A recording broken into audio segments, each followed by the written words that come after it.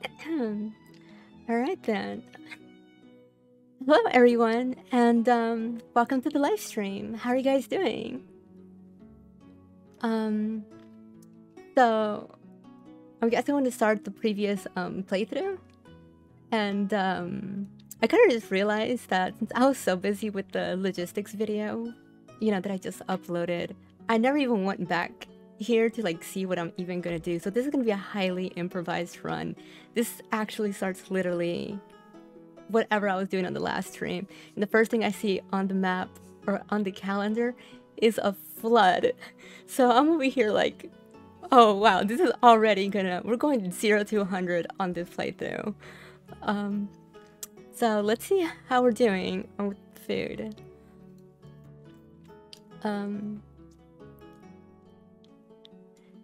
That's right, and of course my little AI Astrid, she's here, and she reminded me the pumpkins here. Last I was playing, it was the Halloween event where the pumpkins had higher yields. So now it's not, it's back to 9. So I'm gonna be producing lower yields and a flood. Oh, this is gonna be rough. This is gonna be rough. Yeah, so in case you ever have a flood, first lesson of the day, I guess. If you have a flood about to hit you like this, on your fields, you can hit this harvest button, and I'm going to do that with everything, so they can. This one already is harvesting. Oh, they're not ripe enough. Okay, so what you can do, at the top ones, I selected harvest. This will allow them to instantly just start gathering the plants early. It's not gonna yield the highest because you're just gonna get whatever you're gonna get from that point.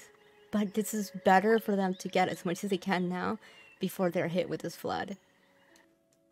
So yeah, let's start with that.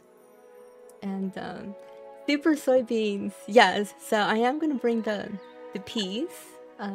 Thank you for mentioning that bravery mix. But yeah, so once this is collected on the next harvest season or sowing season, I'm gonna bring out the actual raw food or rough food that I use, which is the peas. And hopefully in this stream we can get the soybeans, which actually yield even better than peas. But right now we need the 18 per grid. What else do I have to do before I unpause this? So there's that. I think we're good on. So we're good on water. We're good on timber. Construction materials. Iron. Good on clothes. Give me 1 second here. Let me turn off this studio mode. Oh, bravery mix. Thank you for the follow. So textiles. Oh, I bought textiles. I have no idea why I bought that, but apparently I have some Oh, the bathhouse. Okay, so maybe we'll get the bathhouse. So I can use this bedding set. Yeah, I did not prepare for this at all, so I am so sorry. Tools were good. Clothes were good. Fuel were good. Okay, so I think the only thing we have to worry about is the flood. So I'm really glad we got the basics, necessities taken care of from the last stream. Alright, so unpause it. Let's do that ×5. So I do want to plan for this video or this stream. I want to upgrade these to at least the fertile farms. Where is it? Agriculture. That's fodder. So yeah, it's a compost. We're gonna get the compost plant so we can start producing fertilizer. And then upgrade to these standard farms, because the standard farms needs to have fertilizer, and then it increases the yields. Because what we want to do is, as our population grows, we don't want to keep building more and more fields. In fact, we want to get the most out of these fields. So what we're going to do is fertilize them to increase them, and maybe even buy a couple scarecrows, which is an upgrade. The scarecrows also increases the yields, so we're gonna do that for this video.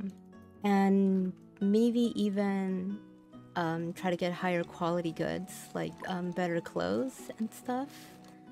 I think iron is good. I don't think I'm gonna switch to steel tools just yet. As a couple techs. We'll see. We'll see how much we can upgrade. And oh, that's right. Astrid reminded me that I was growing coffee seeds. We got that on the last stream, so I'm also going to be doing coffee drinks and maybe alcohol to be boosting people's health. Health is the drinks. There it is. So, what do you recommend? Bravery asks, would you recommend a compost farm tech rush early game? If you're lucky to get the high producing livestock, that is. Actually, yeah, I would. The trick to the compost farm really is you have to have like a lot of poop being processed, which isn't so hard now in like the later version of the game because we have latrines. Latrines can help produce poop for fertilizer. And that doesn't like really matter how many houses live. Like they'll just produce poop on their own, like regardless how many people are how many houses are in the covered zone. So yeah, if you have a good amount of poop coming in from your people and your animals, then switch to fertilizer production so you can start upgrading your farms. And Powerful Shami, thank you for the follow. How are you doing? So, right here, as you notice, I've pretty much already harvested all the crops, and the flood is about to hit very soon. So, not bad. Like we're gonna have some food for the next year. Heck, while we're at it, I'm just gonna get a couple more food here. I'm gonna do. Oh, there's the flood. Come on, guys, quickly. You can also gather plants, like around the world. I'm probably not gonna get them all, but here's like another way to get some quick food. The flood will destroy crops on the wild too, so I should have done that a little earlier, but oh well. All right, let's see where the flood is coming from. Left side, bottom right corner.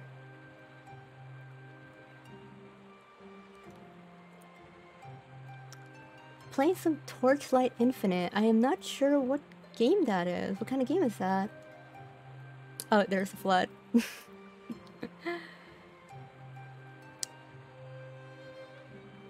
Oh, the wild plant's dying, and there's... Oop, they get destroyed. So yeah, all the wild plants just died. It's okay, they will regrow. Doesn't take long for them to come back.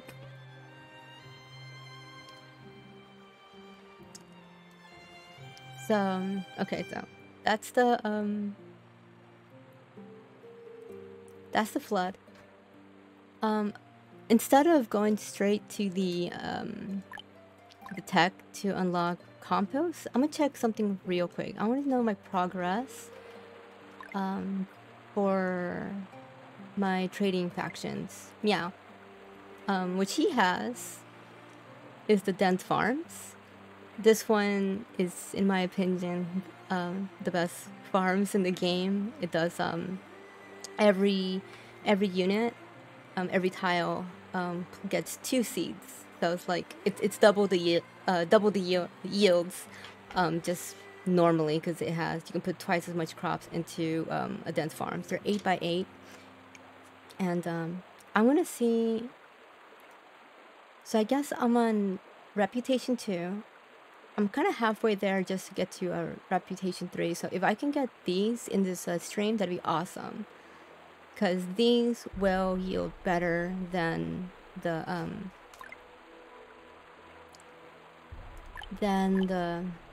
standard farms. Even though like, and on top of that, you can fertilize these too. So you can fertilize them, you can add a scarecrow to them, and that's how I have my farm set up, like for even like late game. Like I think this is the way I get like the most out of my farms. Just like the most powerful one, but that's just my opinion. There is a plantation, so it's personal taste up on that point.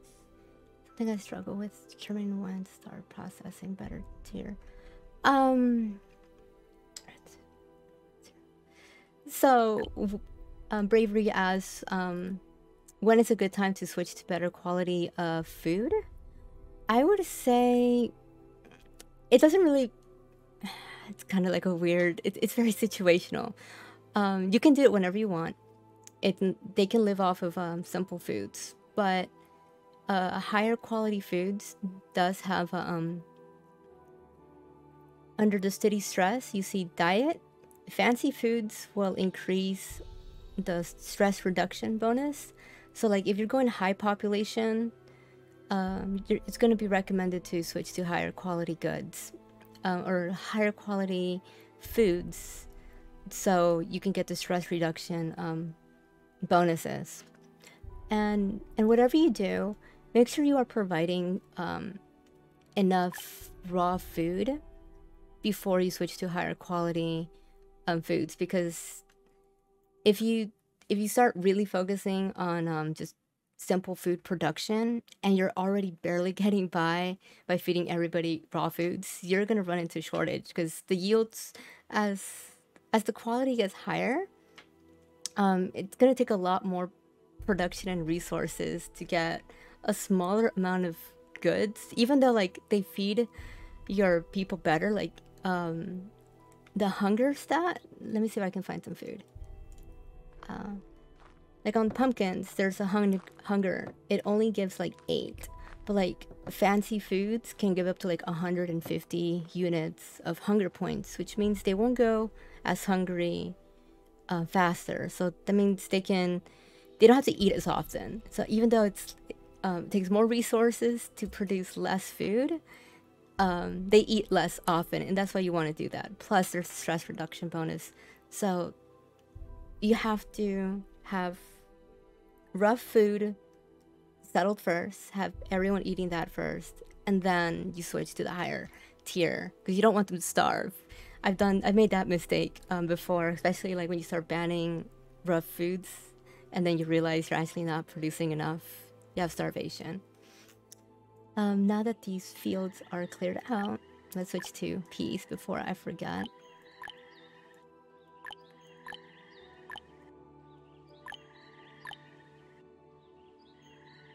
They removed the roads as happiness. Yeah, so the health and happiness has gone through a lot of changes. Roads and how many laborers no longer affect like how many laborers you had for your jobs. Like that doesn't affect health or happiness anymore. I think like housing was one of them too. They removed that. So, and then they removed like the graphs. I don't know what's going on. Health and happiness is undergoing a lot of changes, so this is definitely subject to change, especially if you're gonna watch this from like YouTube. I have no idea like what health and happiness is gonna look like in the future.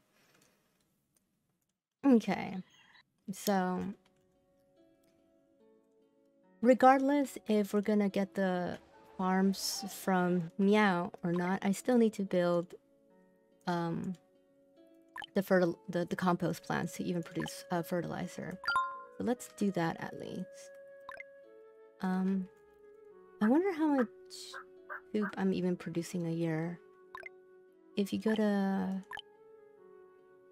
production graph and then do graph mode, let's do raw materials and then let's search. Oh, there's dung. So you can do production graph, switch to graph mode, hit the plus, and then you can search any item and then hit add, and then you can see how much you're producing. It's actually not that much, but you know what? Well, hopefully we can get like some more animals later on and expand our pastures to get more animals so we can produce more poop, so we can produce more fertilizer. So I'm going to build the... Where is it? Oh, agriculture compost plant. I'm just gonna have it. Oh yeah, I always forget this. So the compost plant also has the this green zone, that is the fertile fields or the fertilizer. Aster, do you remember what it's actually called? The boost, the buff. This buff basically, if yeah, it's a fertile soil buff. Sorry, if it's in the green zone, if for every tile that's in the green zone, that tile will get like a 100% yield bonus. So I guess here's another way to increase the yield of your farm by creating your own fertile soil bonuses. I like how there's one naturally like right off on the map. This little plant will create this little point, and it's going to boost productivity, well, not productivity, yields for fields, farms, and groves by 50%. So that's what that's gonna do. Speed that up real quick. Grass fields, yeah. Okay, when you showcase the production graph mode, it opened a whole new world of micromanaging for me. Oh yeah, these graphs and numbers can get very intense. See like how much you have, how much you produce, stock management. Oh, priority limit on like which settlers, which item settlers will consume first. Yeah, these tabs have its own micromanaging things you can do. Oh, a little event just popped up. Since autumn began, never before seen mushrooms have been found by gatherers to be sprouted in the wild. It does not look like it's poisonous species, but whether or not it's edible is anyone's guess. You want to try it. There's a chance that people can get sick if I do this, or if not, I'll just get a lot of vegetables. So let's see, do we get vegetables or people get sick? Oh no, they were poisonous! The mushrooms were poisonous and the citizens who tried them nearly died. Oh no. People are probably gonna get injured down here, I believe. I don't know if people actually get injured or the health just goes down for a little bit. Either way, I was hoping to get some free mushrooms and food because we definitely need that for the next year since we lost food from the farms. Mass danger are fine, yeah. Alright, so the compost plant is now operational. Fertilizer needs poop and water to be produced. These things actually consume a lot of water. I'm sure you guys have noticed that by now, and next thing you know, you're gonna have like a lot of reservoirs around your rivers and stuff. So I'm gonna have to keep an eye on this one. I'm just gonna start with one just to see how it goes. I'm gonna give it another worker. I have a lot of laborers.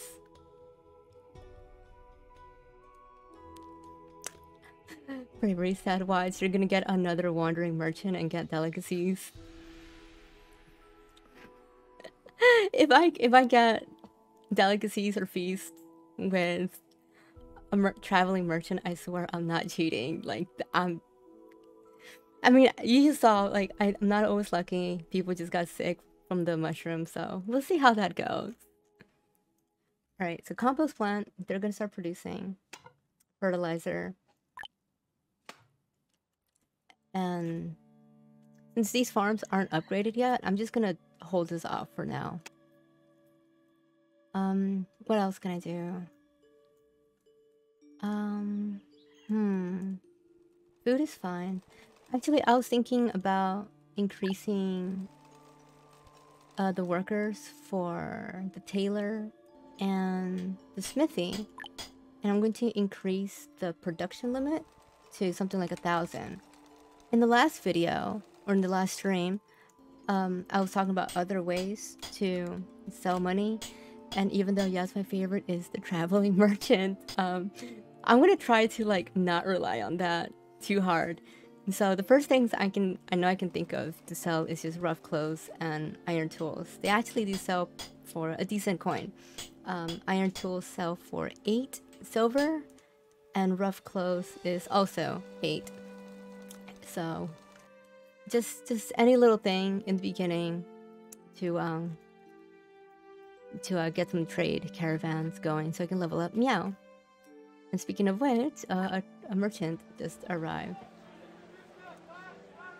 Oh wow! Oh, my luck is unparalleled. Oh my god, this merchant ship just came with blueprints. That's I've seen on the Discord server so many people. Yeah, this is the blueprint. So just so you know, it is possible to get a blueprint from the merchant. And wow, so, and I didn't just get and tears. Oh my god, this is the god roll. I just can't believe this. Oh my god. Okay, let me explain. So the blueprint, the Excalibur blueprint, isn't just any. There's a lot of blueprints in the game, right? The Excalibur one actually, when you build that, it grants a stress reduction bonus just for having it. Or you see a city stress and you go down. Under administrator, there's building buffs. That's how you get the building buff bonus. It's from blueprints. And Excalibur is one of the 2 blueprints that has that. So we're definitely going to get that.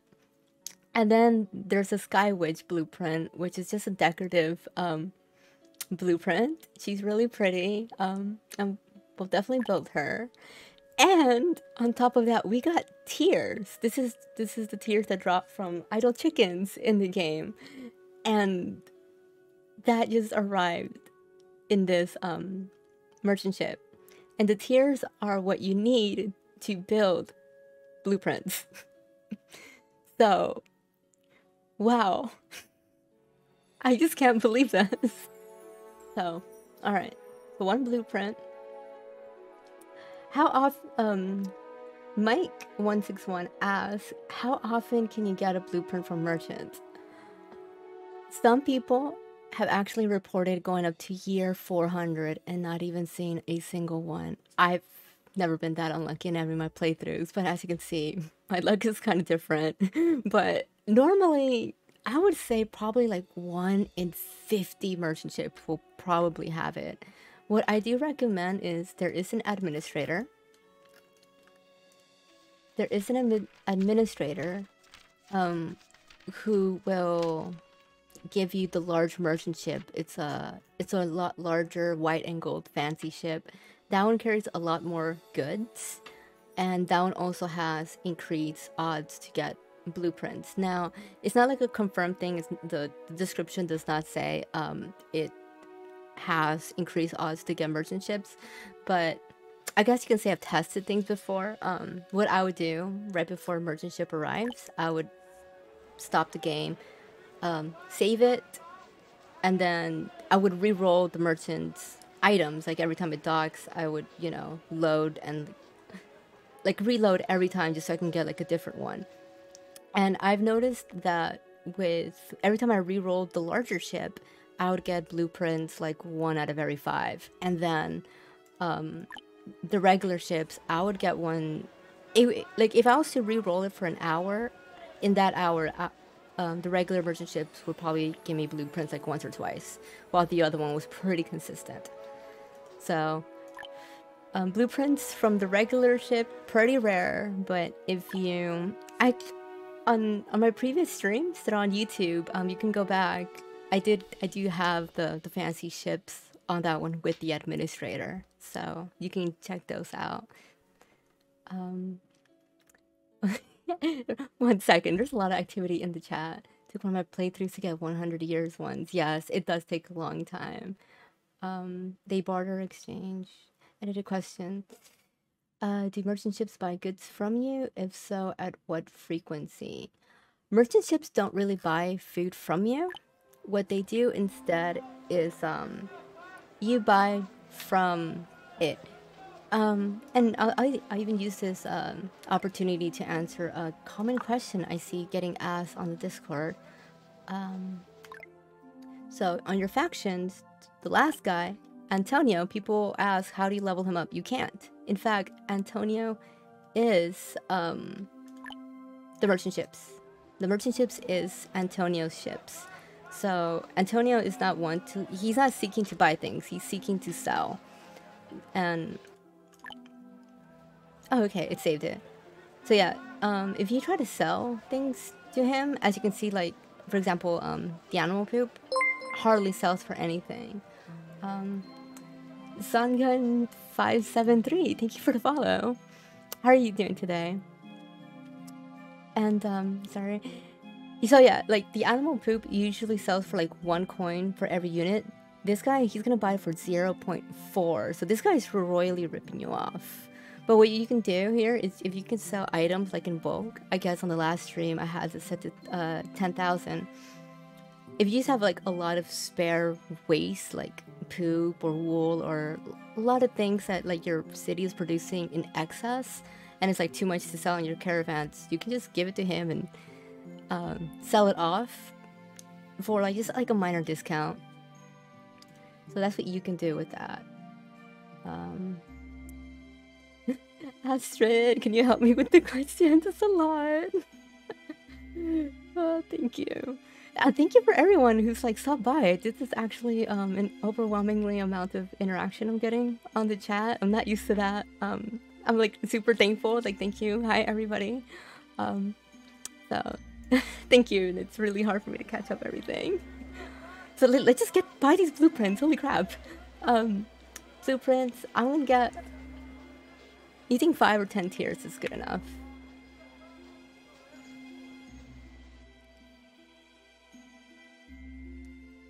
Okay. So I'm just gonna do 10. Like these blueprints usually just cost 1 tier. So 10 should be enough. And I also see peach and cabbages. And I see that we're running low because of that dang flood. So I'm just gonna get a crap load of food here. I'll just buy it out. If I do 3,000, that's more than what he's carrying, and it just automatically does that number. This is gonna cost me 7,800. What I could do, like I was saying, like if I was to sell off the excess poop that I have in this stock, just putting 4,000 already counts as 1,600 silver, so I wouldn't have to actually pay that at full price. But since we need the fertilizer right now, I might actually withdraw this poop. So I'm just gonna buy the full amount. 7,857. Okay, and there it is, transaction, and then blueprint. There it is. Oops, unpause it. Excalibur? It's a little... Oh, and I totally forgot. Since Excalibur is built on the water, it does not even cost a tier. So you can just place it there. However, the Sky Witch, he does cost a tier. And we'll find a place for this statue in a bit. Somebody remind me before I end the video. Maybe find a good spot for this statue that is gonna bless us for the rest of the playthrough. Oh yeah, she's pretty. So this is the Sky Witch. It's like a little statue. It's just decorative, but it's like one of the only decorative buildings that does not cost money like all these other decoratives. It all costs an absurd amount of silver. Cough, cough, Gleamer. Please make them stop selling them for silver. Anyway, so that's Excalibur. Little sword in the stone, even though yes, that's not technically Excalibur. But yeah, when I unpause this and about like a month passes, you're gonna see the building buff increase. They probably changed the values since I've last played, so we'll see. And then I bought some the cabbages. That's gonna help the food because that's already running low. All right, so off to an amazing start already. So now they're planting. Fertilizer being produced. Before I forget, let me remove the animal poop so they can start unloading all of this. Let's see if there's any questions I've missed. But instead of using We're going to use goods. Alright, I think I'm caught up. That was a lot. Alright, so there's that.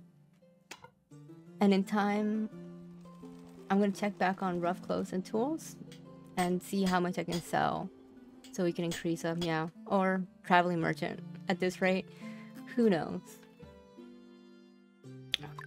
So let's see what tech points we can use to start leveling up things. Oh, I know, one already. Wait, I was already there. Drinks. Let's do the drinks. Drinks. We're gonna make coffee with this. And processing. So that tech gives you the tea shop. The tea makes coffee as well. And the winery. The winery will make alcohol. I wonder if I never got the oats. Alright, so another thing to do in this stream is to send my laborers out to see if they can get me the oat seed. We'll send them off right now to get that. Okay. Yeah, I'm probably not gonna get too many plants, but they'll find it eventually. Okay, so tea shop. Let's put that here as well since it's near the...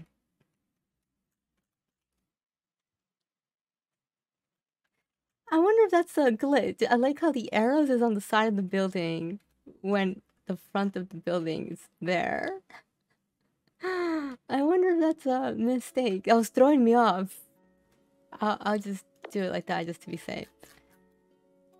The seeds cost so much when you order them. The seeds do cost a lot when you order them directly from Antonio. Oh! New seeds acquired. Good, yeah. New seed acquired. Wow. Oats. So, might as well get the winery. Same place.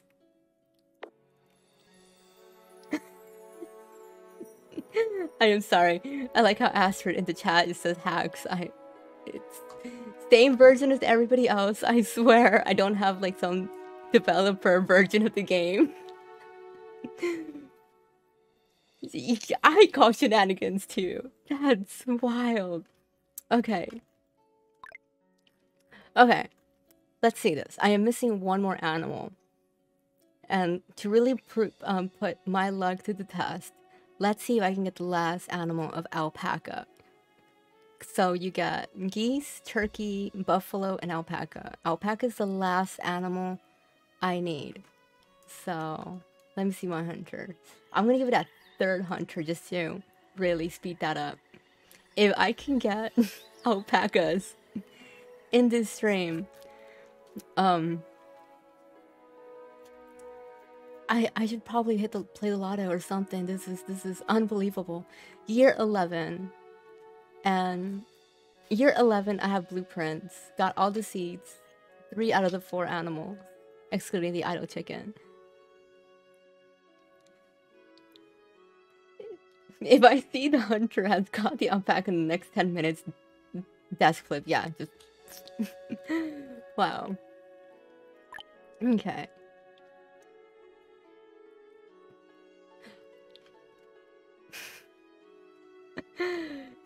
Alright, so right now we're waiting for the tea shop.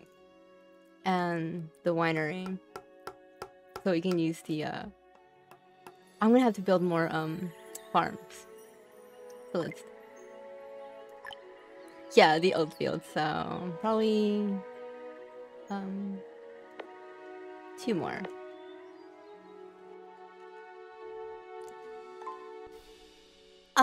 So the windmill, so Astrid brought up an interesting point.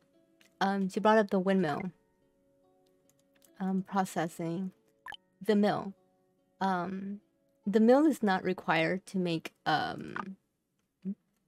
it's not required to make beer, but there is whiskey.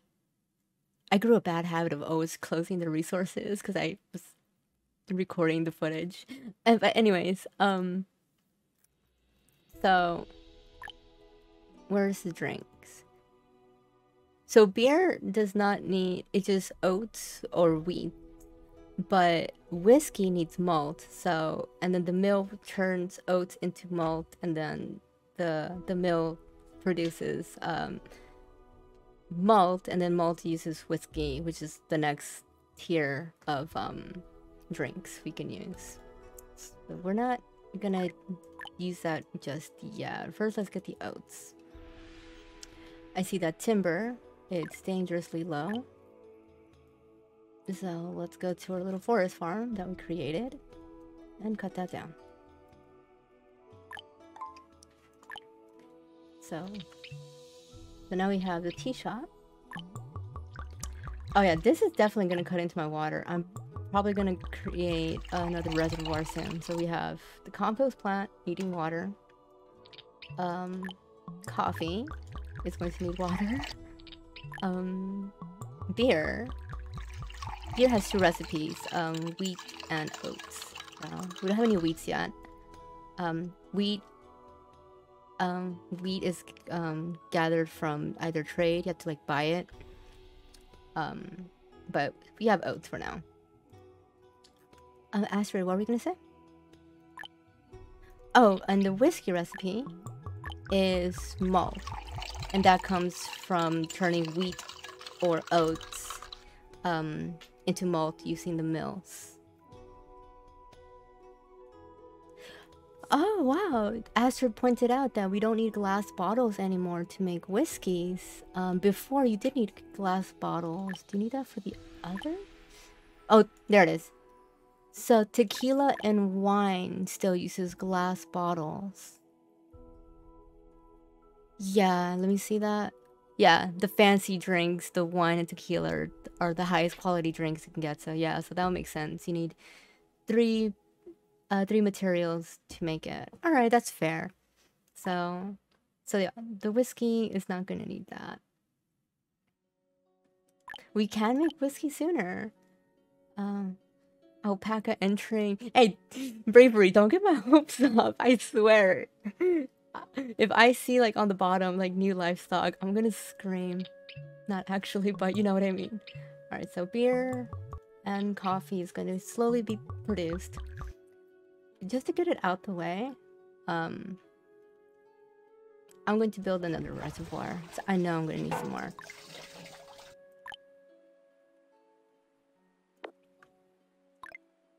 And we also have the laborers to do that.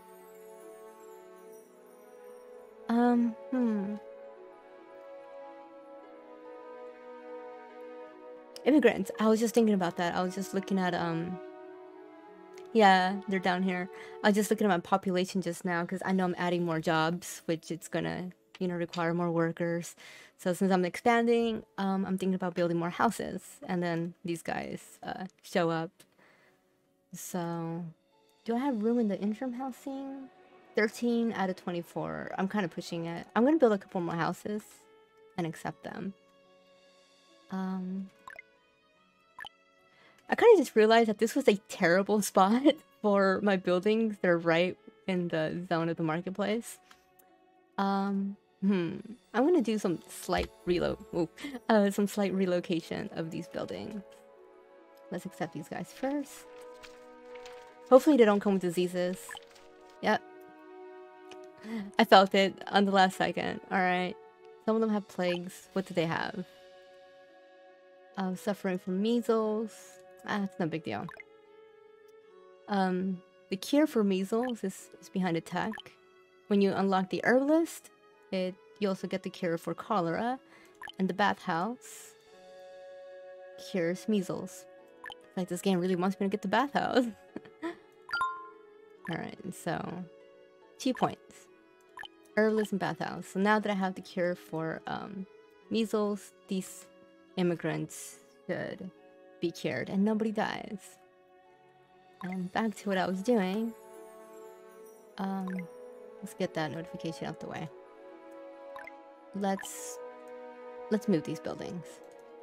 Got a little too trigger happy. Oh, one little setting I forgot to turn back on. Show building icon. Need that back on. Clouds. All of these settings, I was doing that for like recording purposes. Like, okay, it's slow down time. Alright, we got clouds and weather again. And the icons on top. Perfect.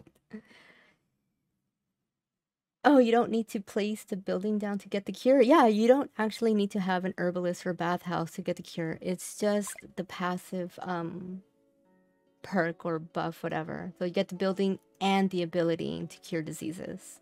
Same with, except the hospital. So the hospital is the only one. You need a hospital to treat tuberculosis and the pandemic flu. Because this little clinic can only do these. If you hover over, it says tuberculosis can only be treated at the hospital, unlockable with technology. So the clinic can do these two. Space and materials. Yes, it does space and materials. Do not need that.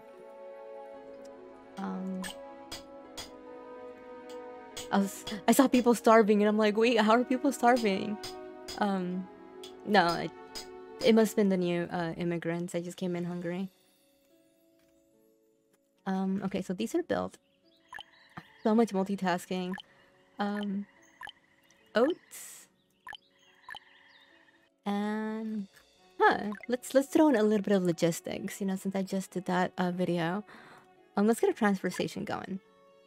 I need ore, planks, cut stone. I already have the materials. I probably traded for it. So yeah, it was probably for the bathhouse, yeah. So like since these farms right here are pretty far away from the storage, I'm gonna put a transfer station here.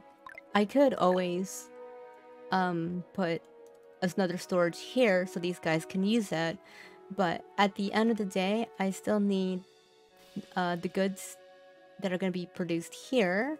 I need them to come to this part of the city so they can be used by the processing buildings. I mean, like, yeah, oat is going to be here, and my the winery is going to be down here anyway, so I need to get these goods down in this direction. So the transfer station, once I built it right here, they're going to move it to this storage yard because it's going to be outside of its coverage zone. So if I have the transfer station, that little blue zone means they won't put anything in there. So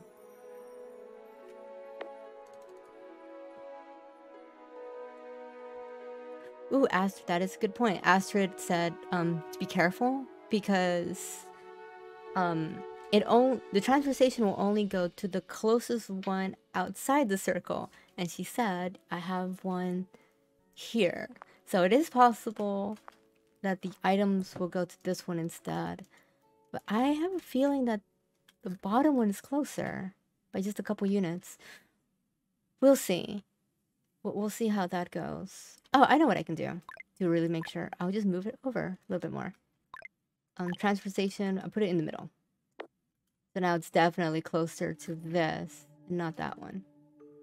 Thanks, Astrid, for telling me to be on the good lookout. Then I click on building, relocate. Oh yeah, a relocate button would be nice, but right now we have to build it and tear it down completely.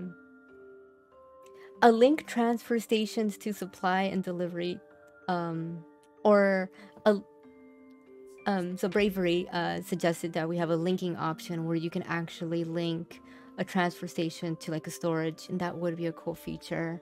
I don't know how they could implement that, but that would be cool if Flamer Studios can get that somehow. Just improve logistics even more to have like a dedicated location for transfer stations to send their goods to. Okay, so yeah, transfer station up here.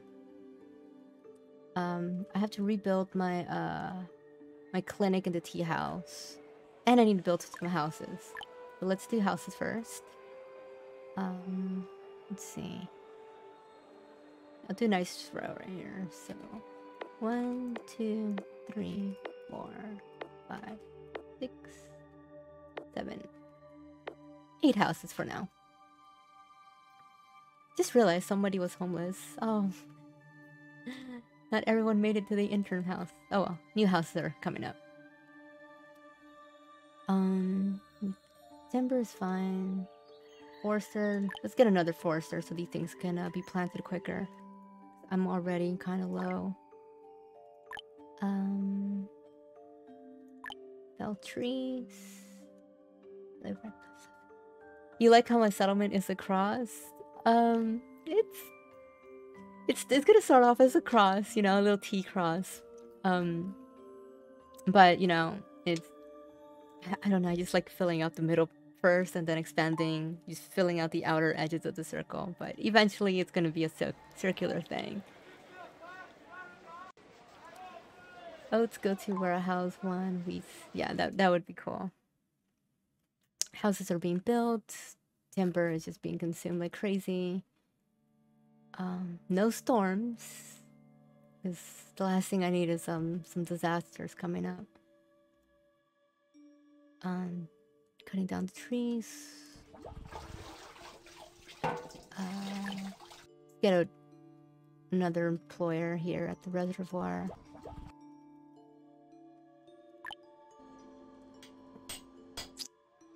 I'll probably build the tea house somewhere in here, just outside the coverage zone. So I'm good on stone, iron. So much resource management you gotta do in the beginning. It's a lot. Yeah, it's more micromanaging. Some people love micromanaging in this game, some people hate it, and I like how you can kind of do both. The beginning is very micromanaging. Houses are being built. After those, I'm gonna build the tea house. Where is it? Tea shop. Probably somewhere here.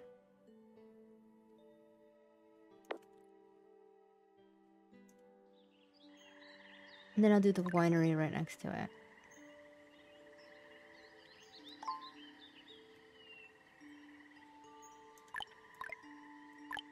Winery.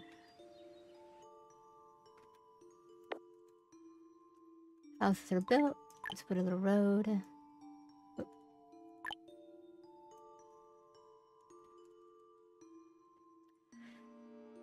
I just saw how the health is pretty low. One thing I could do is just add a cemetery. So I don't have shoes. I don't have baskets. I wonder if I can get this stream on top of everything.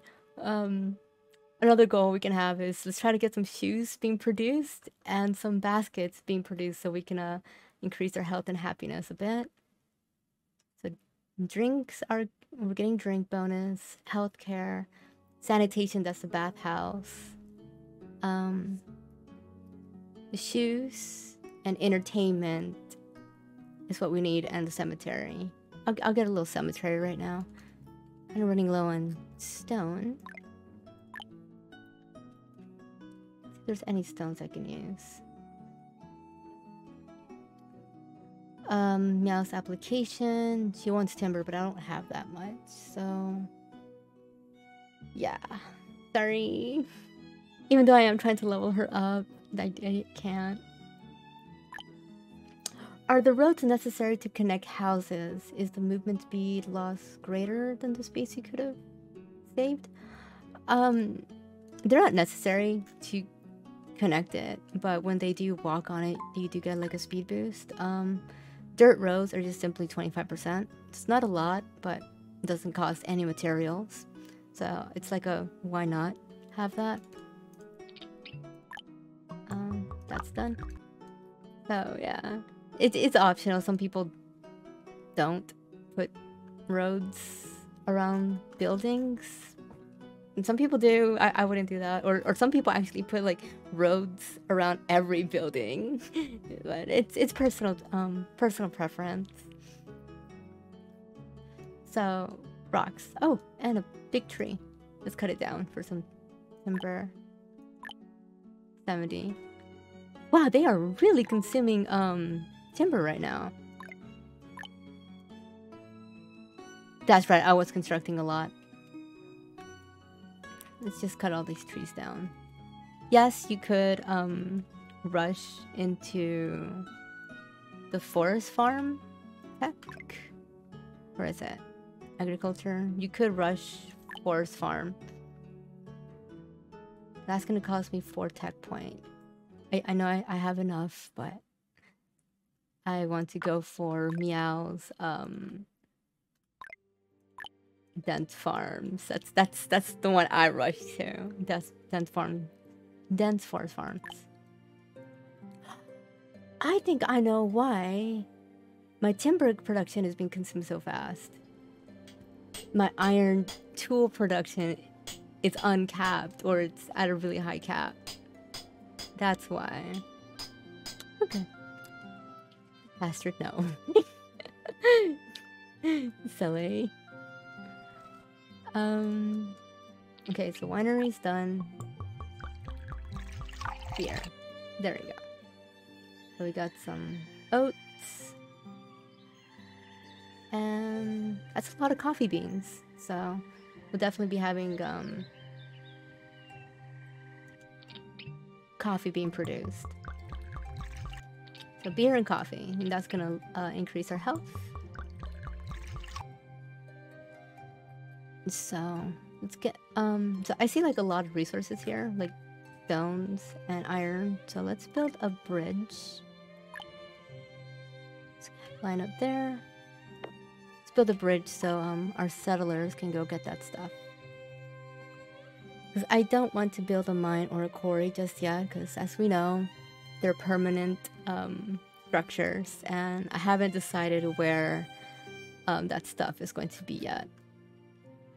And there's plenty of stones and iron to like last you many years before you really need mines and quarries. Or you can also rush tech points to mines and stuff if you choose to. I might as well probably go down here. I kind of like these two mountains for that. If you had a jade or gold dust node, would I rush it? Nah, still not really. I mean, it doesn't yield as much as you'd think, and it doesn't, because what I would do is like I would sell the gold and jade stones, but oh, there's one right here. Let's gather this just cause. So yeah, thank you for thank you, Brave, for asking that question. Jade and gold, I just found the gold dust right there. But yeah, I mean, you can do that, like jade and jade and gold. If you find one of those points, you can always like put a mine or a quarry there and just sell off the excess gold and jade for a quick coin. Alright, so the bridge is done. Let's get a couple rocks here so we can build a cemetery. Merchant ship. If I get another blueprint, please don't hate me, everybody. Okay. No blueprint. Medical soap, clay and sand. Actually, I am gonna buy sand and clay just a little bit because I don't have my own sand or clay mines just yet. And it's always good to have materials in case you do want to get those. You always want to have the material, construction materials in case you need to construct the building that needs it. It's actually not that bad. 60 sand and clay to get me to 100 each. It's only going to cost me 360. So let's put 360 here and buy that. Been doing instead of building the pottery and carving. Yeah, the pottery trade. The pottery is a good way to get trade items. You produce trade items. That one makes like porcelain and things like that, and it requires a lot of materials. Like you need either clay or sand But you also need like refined fuel, which needs coal or timber. Yeah, the pottery is a good another way to produce trade items, so you can sell that off. All right, so we got the stone, I believe. Okay, yeah, there we go. I don't see them here. They're slowly getting into the stockpile. I think I'm gonna cap this off at 500 because that is really draining my my timber. Clothes is actually doing pretty good. 600. Leather. Plenty of materials. So I'm probably gonna leave this uncapped and just once I hit like 1,000, once I hit 1,000 clothes and 500 iron tools, I'm gonna sell that off to trade caravans, and I'd rather like sell them off in like larger bulks at once, because the more you trade, the more the price of the goods go down, or like the less silver the factions will pay for it. So if you sell them, it's better to like sell more less frequently, so you still get more for the items that you sell off, because you don't want that price to really start dropping down if you're just constantly selling little by little. Okay, got this stone. Let's build the cemetery. So what I like to do with the cemetery is, some players like to do like max size 20 by 20s, which, you know, that does hold the most people. But the thing with cemeteries, like, as long as you have room in your cemeteries, you will get the health bonus or the happiness bonus. And if you run out of space, you can just destroy it and rebuild it. So technically it's just, it's a little micromanagey, yes. It's a little micromanagey, but I think it's better to, instead of getting a lot of resources at once, building a big one, I just rather keep rebuilding the same smaller one.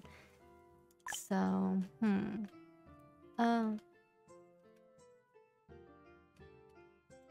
I thought they were indestructible now. Cemeteries. I swear, if they're indestructible, I'm gonna save real quick in case they are indestructible. I did not know that. Okay, so let's see here. I'm just gonna place this right here.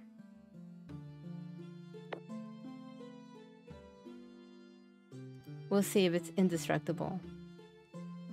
They have an administrator who removes the body.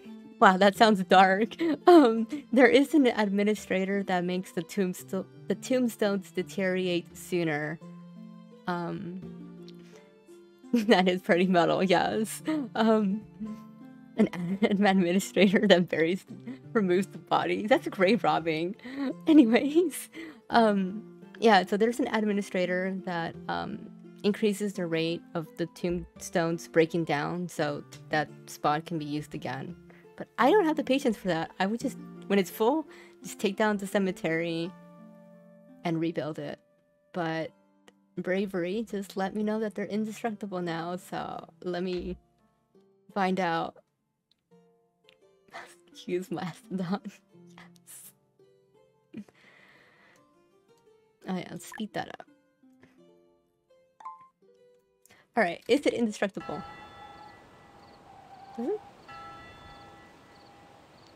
I think what the game means by indestructible is that it won't be destroyed by disasters. But no, you can still destroy it.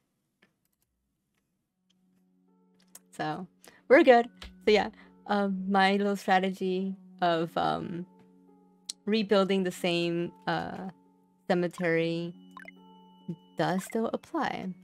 So honestly, that was kind of a cute, usually I have my cemeteries off like behind a mountain so they're not in the way.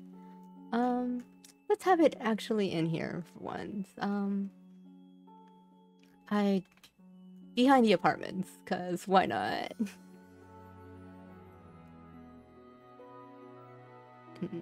8x8. Yeah, this is an 8x8 cemetery. I really like 8x8s in this game. Yeah, fields of graveyards. Yes, I've seen like a lot of people just have so many graveyards, just 20x20s, just all over their map. It's like, yo, you can just remove it and build another one, but to each their own. You're very welcome, Bravery. Yeah, just that's what I do. Just small cemetery, but it is very micromanaging, especially like when your population gets a lot higher. People are gonna be dying so fast that an 8x8 is just gonna fill up in no time. I guess that's when you can do like a 20x20. Or what I like to do is a trade, level up Carlos. At level 4, there's Chichen Itza, which citizens can be buried in the Chichen Itza after death without limits. Basically, unlimited graveyard. I think the size is 20x20, and it actually does not cost that many resources to make, despite it being one of like the many spectacular buildings in the game. Wonder. I don't know if they're called wonder buildings. The game calls them like spectacular. Yeah. The other one gives you bounty by sacrificing citizens. Yes. That would be the where is it? The Great Temple. The Great Temple sacrifices people a month, but like gives you a really big happiness boost. So give and take, right? You can have a sacrificial settlement. So yeah, now that it's built, the happiness went up by 10%. Proper burial, 10%. And my health has been slowly going up because I guess it's not that many drinks. Not much coffee and beer has been consumed, but drinks is now at 16% instead of 15%. So some people are getting the increased bonus from the coffee and the beer. It's running low on oats. I haven't got a traveling merchant yet, so I'm just waiting for rough clothes to hit its limit. Iron tools have hit the limit. I'm gonna sell these off to Meow and get some money to hopefully get the dense farms. Oh, I totally forgot. I totally forgot to rebuild my compost plant. Where is it? Agriculture. Compost plant. Let's... I don't want to rebuild things again. I just put it here for now. I realized that the winery and tea shop would probably make a better location for the compost plant to cover more tiles. But oh well.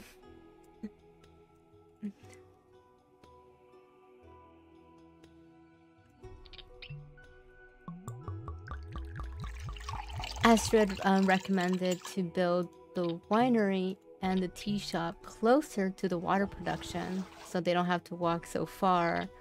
I guess it's either way. If you're right. So what's going on here? Astrid recommends to switch to this side of town, so they don't have to walk so far from the water. And I was gonna explain, like, well, they're gonna have to walk far just to get the oats and the coffee. But then she said, the water is heavier, so they take less water at a time because it's weight 2. And while these is weight 1, so they can get more coffee beans. You're right. Logistics. I get it. Logistics. So yes, let me move the building again.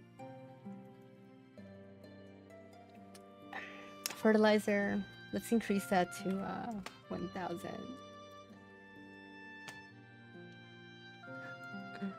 Okay. Once this thing hit, so once the fertilizer hits 1,000, I'm going to use them regardless. If I don't level up Meow by then, I'm just gonna use the tech points to do standard farms. So we'll see which comes first before this hits 1,000 fertilizer. So winery and drinks, winery and coffee gets moved once again. Okay. Processing. Tea shop. Where's the covered zone? Oh yeah, that's gonna be easy. The winery here. Tea shop here. Hopefully this is gonna be the final place for you guys to be there for now.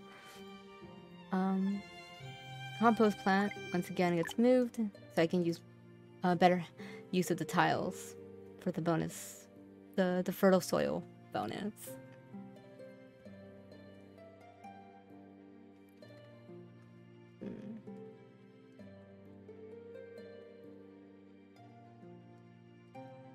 He's injured. How are we doing on bandages?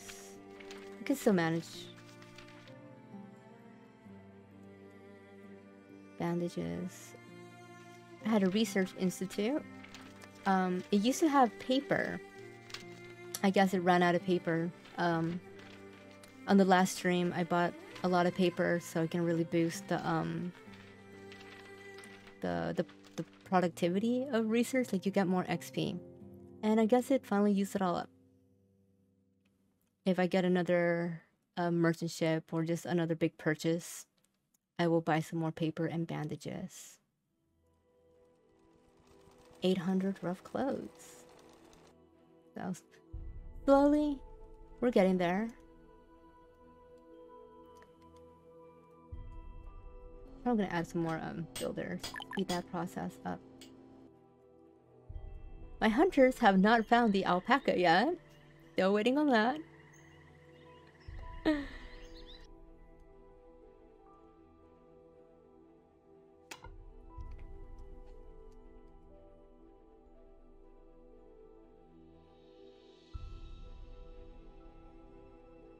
One thing I would like, if I don't get the alpaca, there's so many different ways to approach this game. So if you don't get the alpaca in time, but you're like trading, what you can do is at the dock, you can order a sheep. It seems kind of pricey, but with some luck and just grinding out selling stuff, for 22,000 you can just buy a sheep. And you can use that. Like the sheep produces more wool than an alpaca does, so the sheep is better. So we will see how the stream goes, because that's what I'd like to do in my playthrough sometimes. Like I just spend some time trading, and when I can afford a sheep, just buy a sheep directly. Could you showcase the setup during your previous video for the compost? The fields being placed around it, since I saw it, I've been using it. It works. Your previous video for the compost plant. Fields being placed around it. Oh, I think Bravery is talking about your settlement, Astrid. Huh?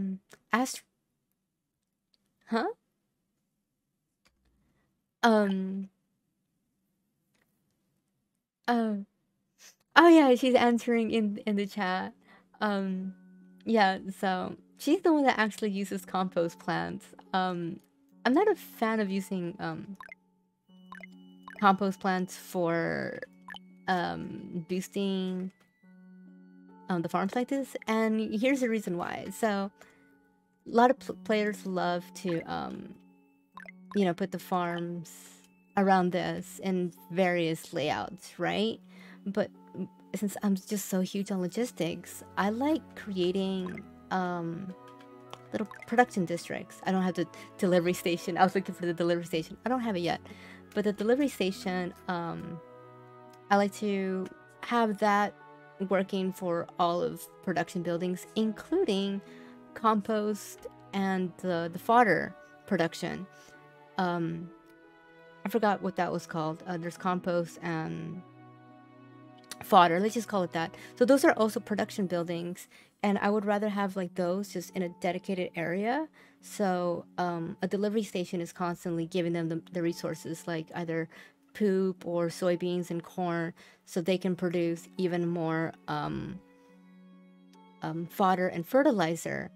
Because if you have the compost plants like one here and then another here next to farms, like can't really put delivery stations to cover all of them. Like they're all going to be outside its radius. But again, to each their own. Like there is a benefit to having all your farms around the green zone. It does increase the yields. So it's kind of like a give and take. Like I guess that's just the game balance. You can either choose sacrificing a little bit of logistical efficiency to boost the yields of your farms, or you can have them close together in their own section so they just focus on production on its own while sacrificing the use of the fertile soil bonus. One of the great things about settlement survival, just so many different ways to play it. But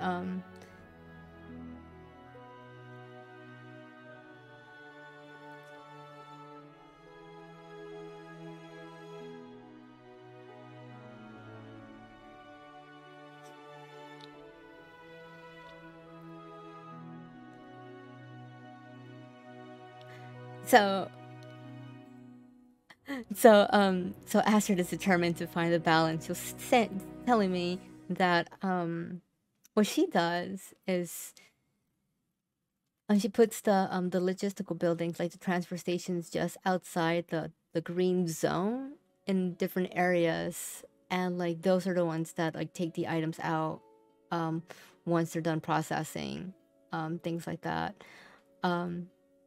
She verbally told me, so it's kind of like I'm just passing that information along.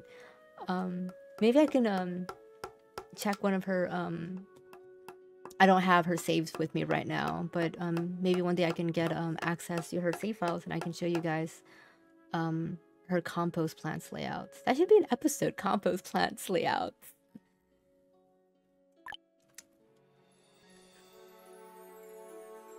Okay, so these are done. Double harvest, yeah, there's a lot of things.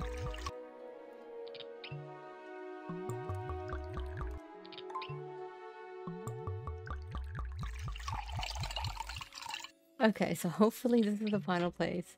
What I could do even more logistics here. What I could do is get a supply station. Shut up. I could get a supply terminal, and then use this to bring these goods, like the oats and the coffee, to this area. So now they don't have to travel that far. I am gonna do that, actually. Logistics, supply terminal. Can I afford this? Bricks. Oh, I'm gonna need some glass. So I'm gonna have to trade for this. Bricks, cut stone. So let's unlock the supply terminal. And let's see how we are doing. Iron tools, rough clothes. Hurry up and make more clothes, damn it. How much would that sell me? It's probably Caravan. So we're doing clothes, rough clothes. Hypothetically, I do 1,000.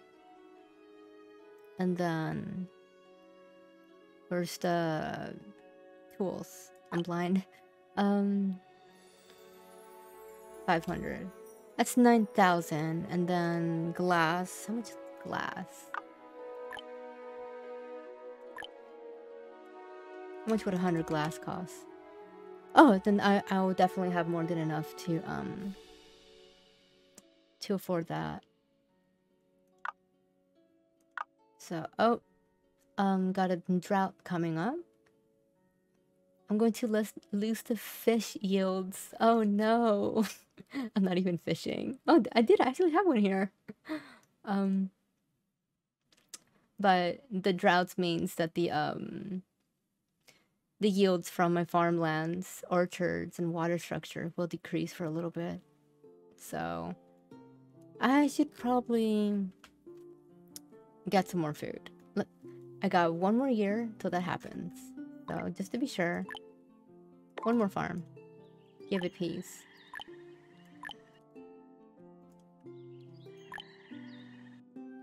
I'm gonna give that one an additional worker because it's starting the sowing late. It's already April instead of March, so just for this year I'll give it 3 workers.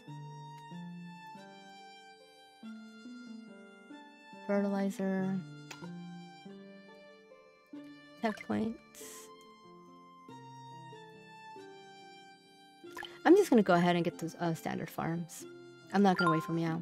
On the next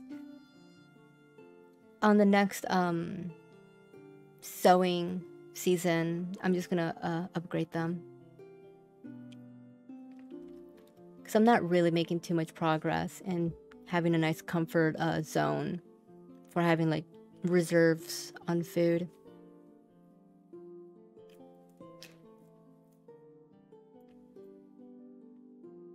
Yeah, that thing's cutting it close. Let's get some quick plants going here.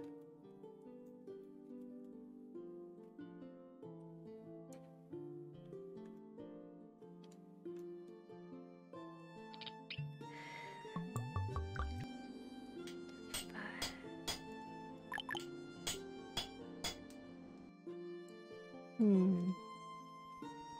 900, that's almost at 1,000. Merchant ship.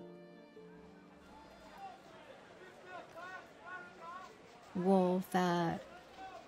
Veggie salad. Fruit cake. I totally forgot about the veggie salad. That can be like a really good, starting, simple foods. Huh, thanks, Merchant Ship, for reminding me about the veggie salad. Let's see this. Processing. Alright. Food processing. It's gonna be a little risky, but actually, we'll see. We'll see how this goes. So the thing about the veggie salad, I took a quick peek at it once, and it only accepts, well, veggies, vegetables. It doesn't accept peas. And, you know, peas are my favorite starting food because they have the highest output. So I'm going to need to, switch back to either pumpkin or lettuce, it doesn't matter. And then these will be produced into veggie salads, and that's a simple food. So it's going to be producing less, but again, simple foods satisfy people's hunger better. So that means they'll be consuming less. And it's probably also going to give them a little bit of happiness bonus for the food quality. So next year, just waiting for all of this to be harvested. We're going to upgrade our farms, fertilize them, and we are going to... what was I saying? I totally blanked out. We are going to switch to fertilized farms, and then we're going to switch to vegetables so we can make them into a veggie salad. Forest fire. There is a smoke rising from the forest, and soon people can confirm that it's a fire. Since it's not big yet, should we put out the fire first or cut down surrounding trees to stop it to spread? I totally forgot which ones get you one. I know... I think so, yeah. I'm probably gonna do domestic fuel because if I got... Now how much? What's my production limit? I'll just get timber. You're right. I was gonna do like if I get domestic fuel, then they won't cut down trees. But if I can just get timber directly, where is this? Forest fire. Cut down the surrounding trees, right? Yeah. Citizens successfully stopped the fire from spreading and caught some animals trying to escape from the fire. Oh, we got leather. Not bad. I'll take it. Okay. Okay, so yeah, so on the fire one, if you said put out the fire, the first option, I know that one was domestic fuel. You get domestic fuel, and I guess if you cut down the trees, you get leather.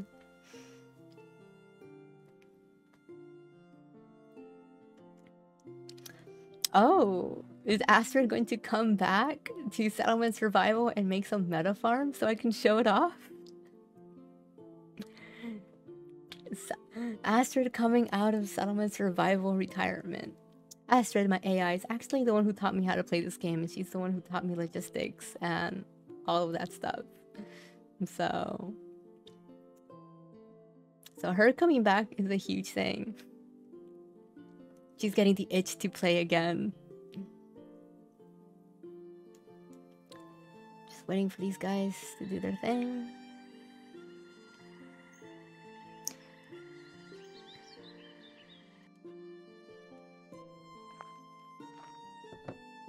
Let me give this transfer station another worker. It's kind of struggling to get rid of all the items inside. Kind of running low on iron ore.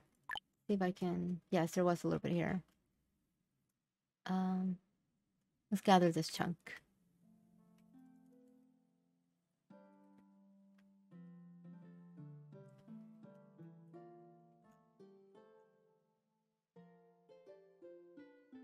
Yeah, that's not gonna get completely harvested. It was too late. And the idea is extreme efficiency. Yeah. Come on, guys. Oh, it died. Oh, wow. Okay. So, no, Astrid, not like you. Okay, we're doing good on oats. Doing good on coffee. Let's add another worker here. Looks like we have enough resources that they won't run out if I give another worker. What is the best way to determine how many workers are needed per farm to harvest 100%? That's a loaded question. It depends on the size. I only do 8x8s because the dense farms from Meow are 8x8, and that's what I go for. And if I do this, I keep the same layout. I don't have to resize anything. Some players do 15x15s or anything in between. The bigger the farm, the more workers you need. And since I don't mess with the bigger farms, I don't know what the exact ratio is for those.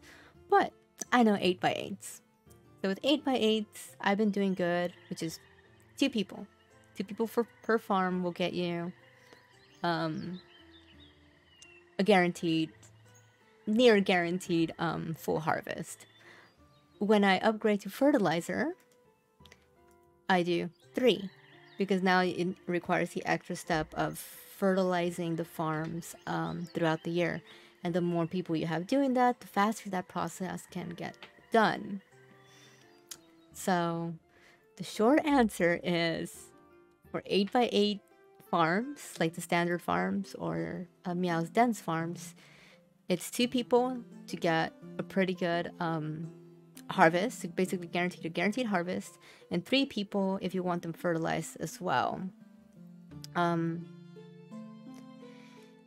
The more people you have, the faster, I guess. Like the long answer is you can overload. You can like put a lot of workers into it, like 6 or even 12, and that's what Astrid does. And by doing that, and like if you have other required things like, you know, logistics and a bunch of efficiency bonuses, you can actually do 2 2 harvests in a single year. Me and Astrid call this the double harvest. And that is required by having a lot of employees or a lot of workers in your farms. So that, yeah, so that's like a whole other level. Like, I am not in the place right now. Like, for me, that's like late game stuff. If I ever take this to like late game where I have like backpack supplies, terminals, and the happiness is in the yellow, I will show off how to pull off a double harvest. And it's gonna have like 12 people in like a tiny little farm, but you're gonna see them harvest. They're gonna sow, fertilize, and harvest within like 3-4 months, and then they will do it again just before October. So, and that one again, it's full power. That's up to 12 workers. So that's a complicated answer, but for now, early game, mid game, for 8x8s, 2 to 3 people just to get one guaranteed harvest.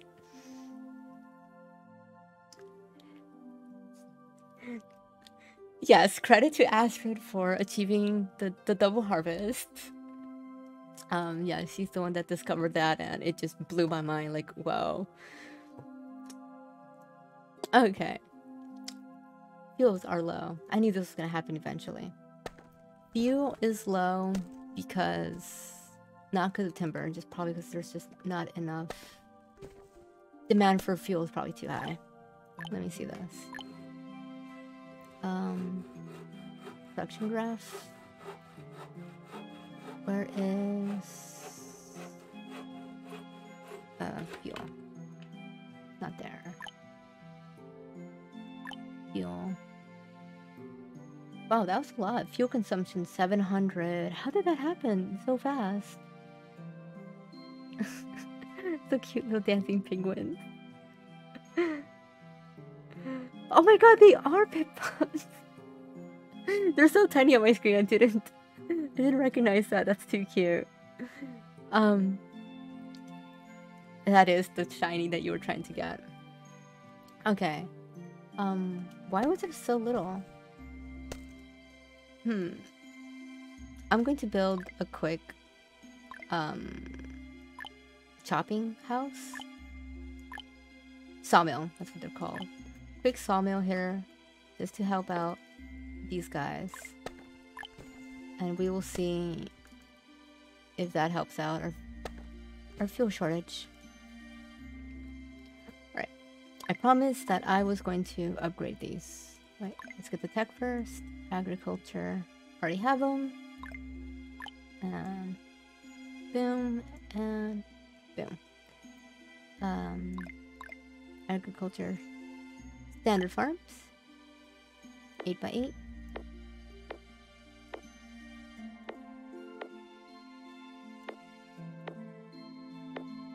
Then let's add a lot of builders, so that can be built. Could have just upgraded the farms. Yes, Astrid, I could have just done it. But I'm dumb, and I totally forgot I could have just upgraded them. I totally forgot I could have just clicked on upgrade.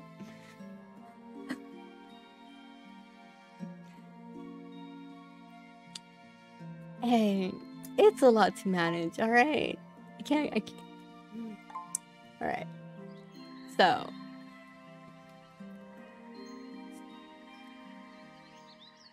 right now, I need to decide what is going to be peas and what's going to be vegetables. Because like I said earlier, if you're going to switch to... if we're going to switch to... simple foods, I blanked out. If you switch to simple foods, you got to make sure you have enough rough foods so they don't starve. I'm gonna have these as peas. I'm gonna do the bottom 6. It's gonna be peas. And then the... oh wait, I still need 2 for... okay, I'm gonna just have one of them doing vegetables.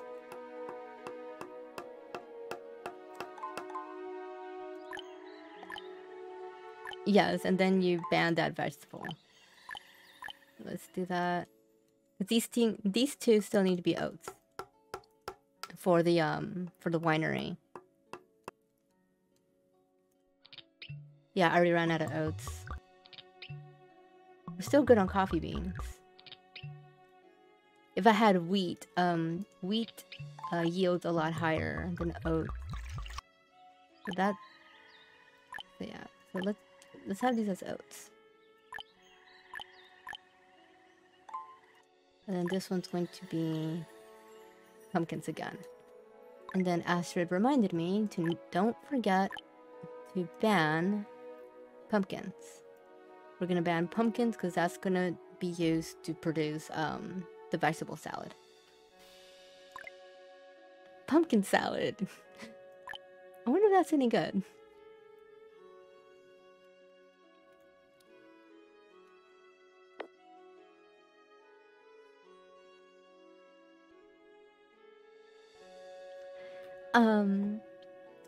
Maybe some water, sawmills for fuel.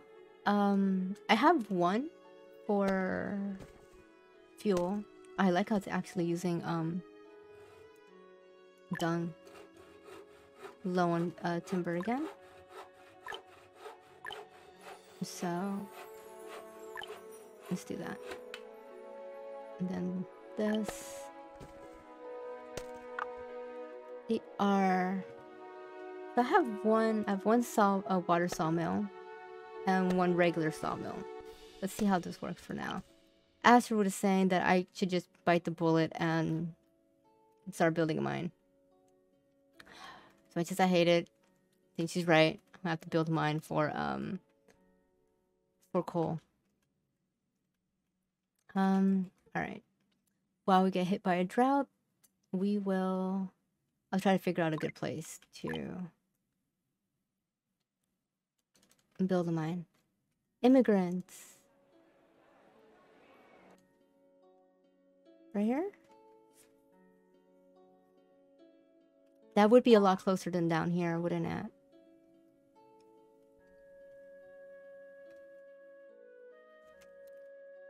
Yeah, oh, I hate making this choice. Like, there's ups and downs on both sides. Let's accept these people for now. Oh, we got another immigrant here. I'm not an immigrant, administrator. Blair increases max health for people. Abbott makes the weather warmer.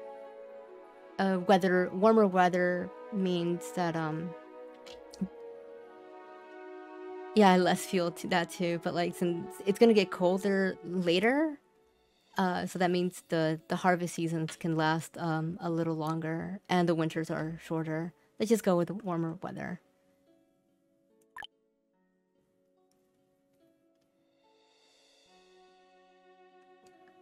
It is a soft bonus, yeah. Okay.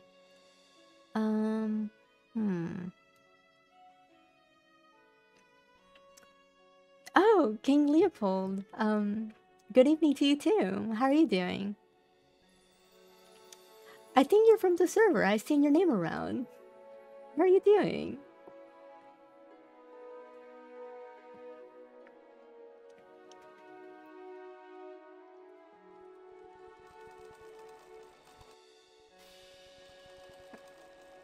I'm gonna start selling off the clothes. We're close enough to 1,000. So let's go ahead and do this. I'm doing pretty good. Just over here working on the mid part of the game, which is I think it's the most hectic part because there's so many different things going on. Everything you're trying to improve. Right now we're working on improving our farms with fertilizer. So now we have fertile farms. And oh, the veggie processing plant just got built. Oh, I like how it also takes wild vegetables and onions and mushrooms. This could actually finally make me get a gatherer's hut, so I can be constantly getting this. Wow, the game finally gave me an incentive to use a gathering hut. It actually puts in use of the wild vegetables and onions, mushrooms. Yeah, we should be able to grow onions. Onions should be a growable farm. Okay. Wow. See, this is what I'm talking about. Mid-game, you're just bombarded with so many things to do. Now we gotta put gathering hut somewhere. Okay. I know I was about to trade.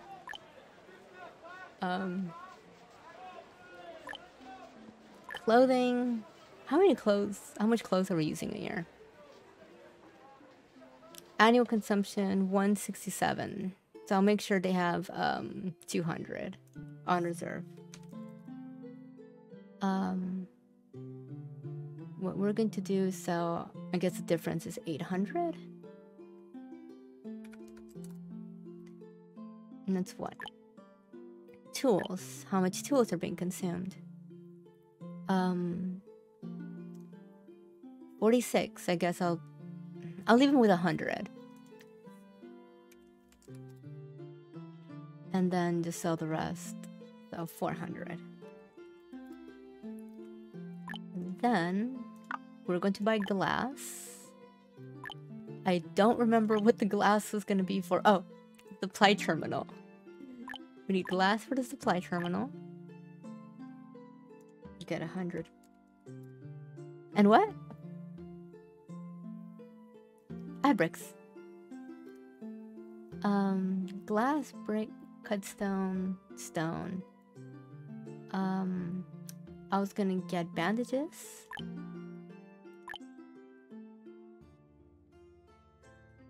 Get like 150 of those. And I was also gonna get some paper to boost research production. How much is 1,000? Can still afford it.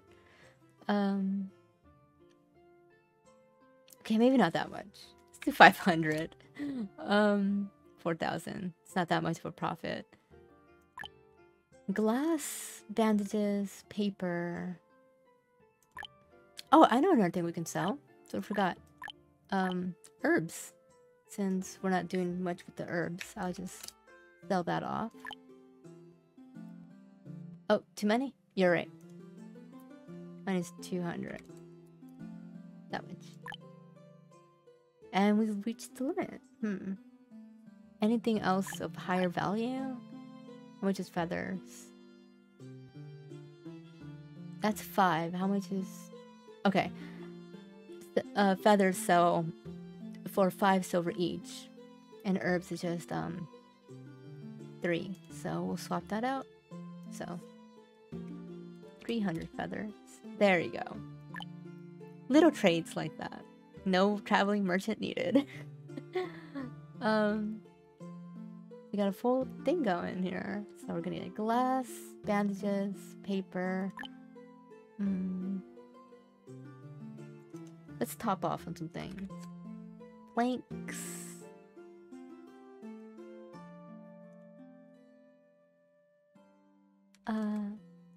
Oh, it's silent. Silent. That's a weird way of spelling your name this time. That's different from Discord. Are you the same person? Or are you a different Silent? There's too many. I don't know, I can't assume. It's a different spelling, even though it's the same name. Oh, lol, haha. I'm gonna assume that's the same person. Hi, Silent. Okay. Planks, topping that off. 25. Cut stone, buying some of that.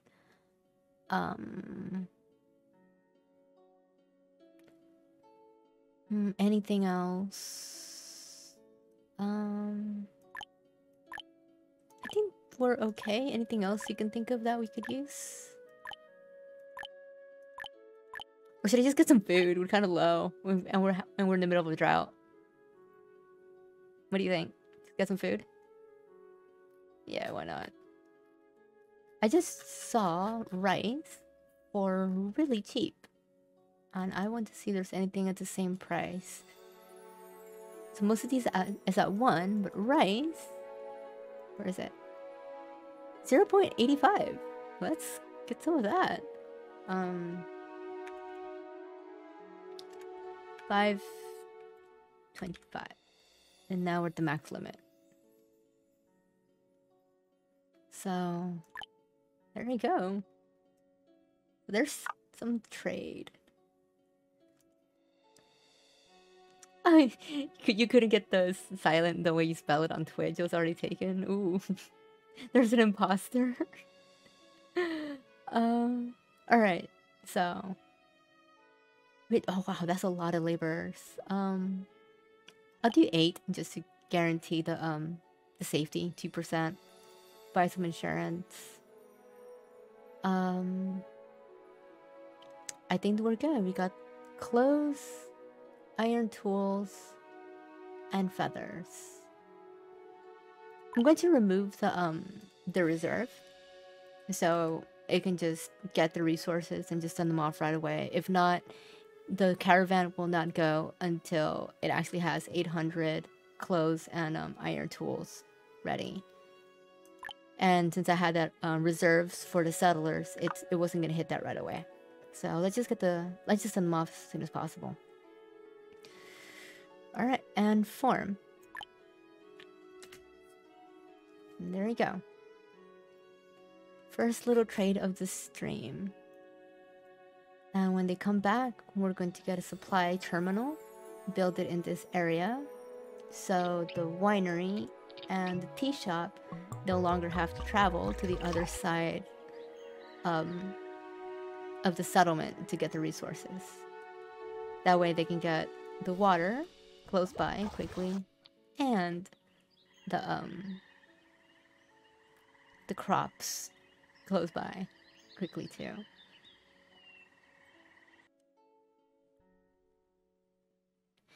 An hour, that was already an hour 45. Wow. Time flies with this game, doesn't it? So much multitasking. Thank you for letting me know. Yeah, thank you.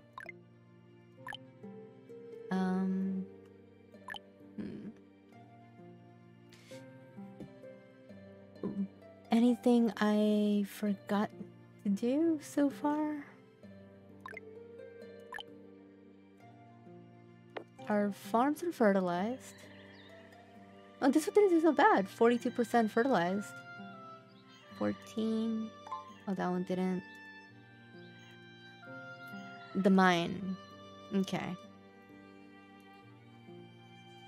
Switching over to fuel. Okay. And this is such a painful decision for me. Alright. Let's do mining. Let's get this out the way. Mine. So if I put the mine here, I guess this becomes like a mining district now.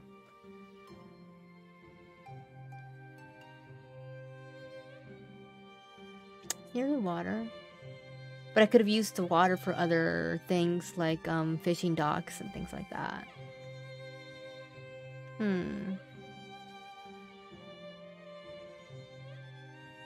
It's true. How are we gonna... And I also like mountains because for mountain storages. So I also want, if this is gonna be like a production area, I want a mountain storage here so people here can use that greater capacity. So I have to keep that in mind to leave it space. Alright, so resources, mine.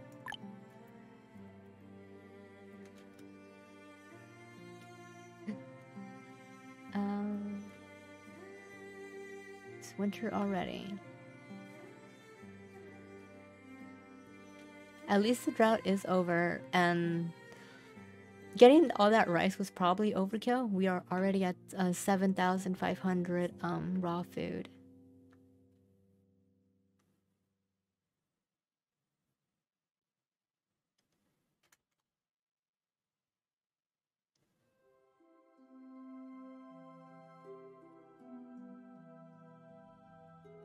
Alright, so Astrid said this little strip that's only like 3 units, 3 tiles of mountain, that's not enough to even place a mine, I mean, a mountain storage here at all. So might as well, since a mountain storage can't fit here, might as well put a mine that can. And as you were saying that, Astrid, I was actually thinking this is actually would be a nice area to put a bridge. So people can walk here across the mountain and use this bottom area. See, that's what I mean. Like, it's just such a big decision.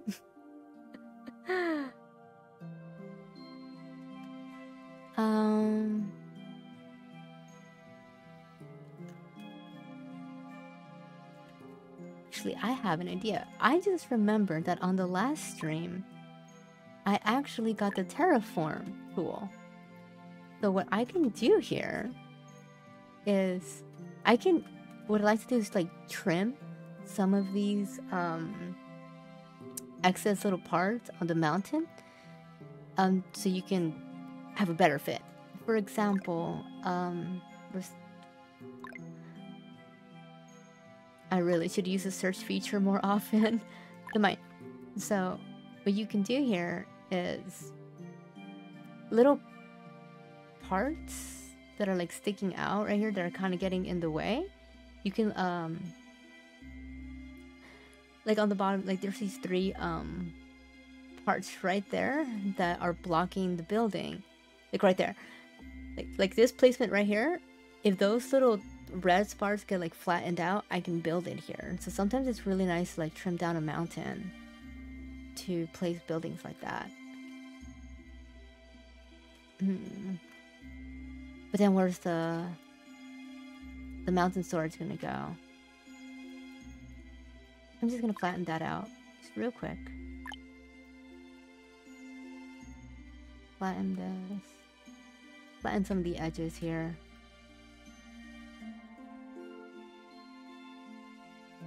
Yeah, like there's a couple like little bumps here I can see. Let's get rid of all of that. Yeah. Alright, so... And then once this gets plopped down, that's a permanent spot.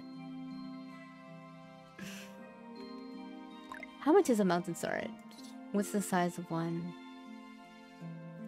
Logistics. 6 by 9. Fit there. This is getting way too like I hate this. Like I want to calculate it exactly so it can fit there. Screw it. Unlock mountain storage. Yes, this is yeah, this is why I save tech points for this kind of dumb stuff. Alright. Oh yeah, that little red 2 dots right there, let's trim that off too. There you go. Mountain storage, so...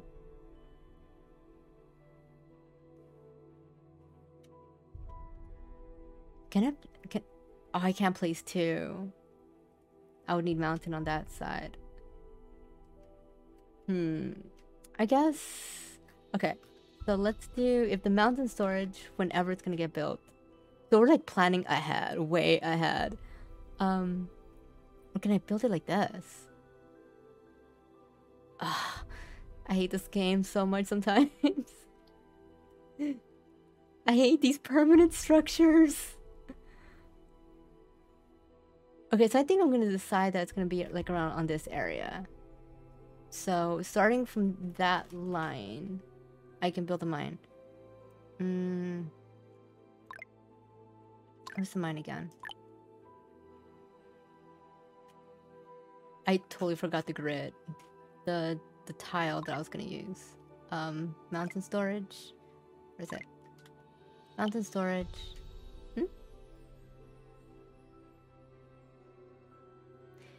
That is true. The mountain storage is not permanent. So yeah. Okay, place that down just for a reference point.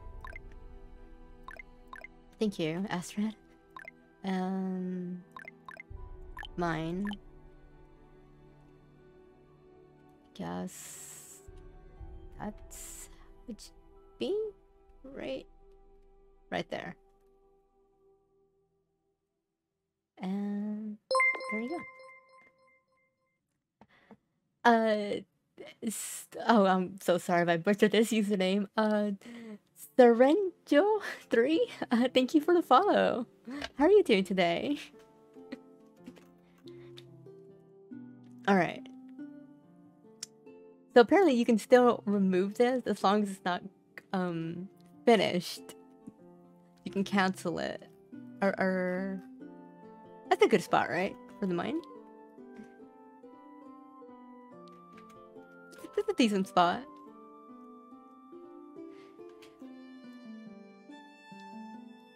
Not how you would do it. You know what? I have an idea. Alright. Mountain storage. I put it on the top. What if we lower down just a little bit? Here. And then scoop this over.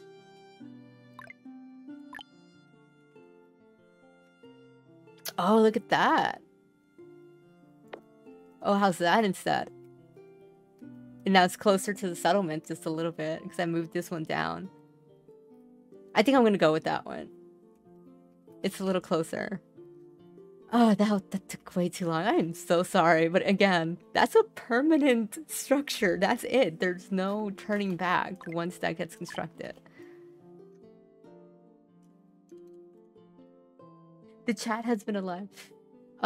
Why do you hate permanent structures? Because I have ADHD and I get really, really perfectionist about it, and it's just, I hate it.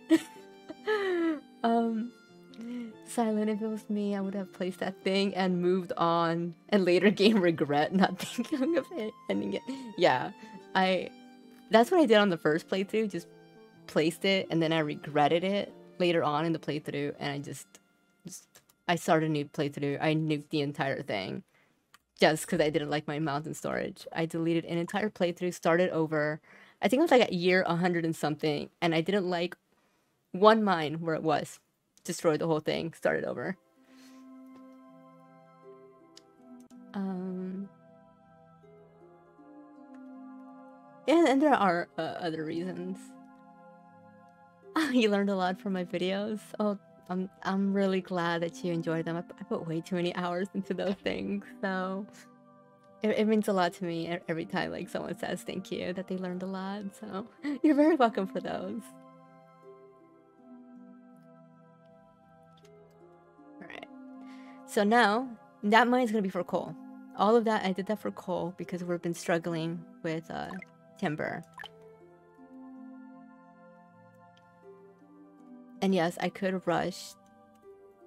Now I can't rush timber even if I wanted to. There went all my tech points just to get to mine. Perfectly placed. I am gonna get paper, and which is gonna boost my research institute to get to more tech points. So I'm a little low on tech points now. So it's gonna be a little while since I can get a couple more and just spend them wildly. On the bright side, I have all the storage buildings now. Warehouses, durable storage yard, and cellars. So I might as well use those tech points I just spent. What I can do is I can upgrade some of these storage yards to durable. It's gonna cost me like a lot of timber and cutstone. Might as well get some cutstone. So many things to do in this game. Oh wow. Hush. So this cemetery is full, so I'm gonna build another one. I'll make the second one a little bigger. 8x8 was way too small.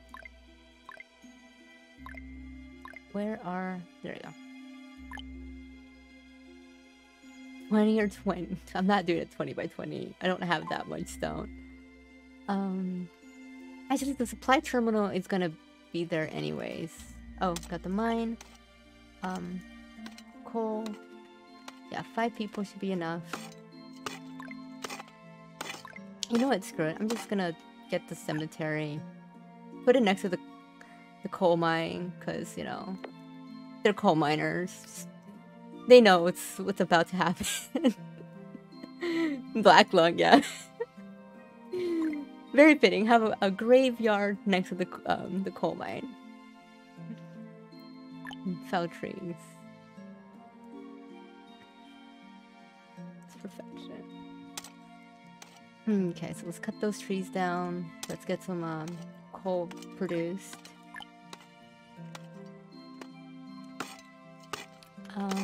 Oh, I was trying to put a road. There you go.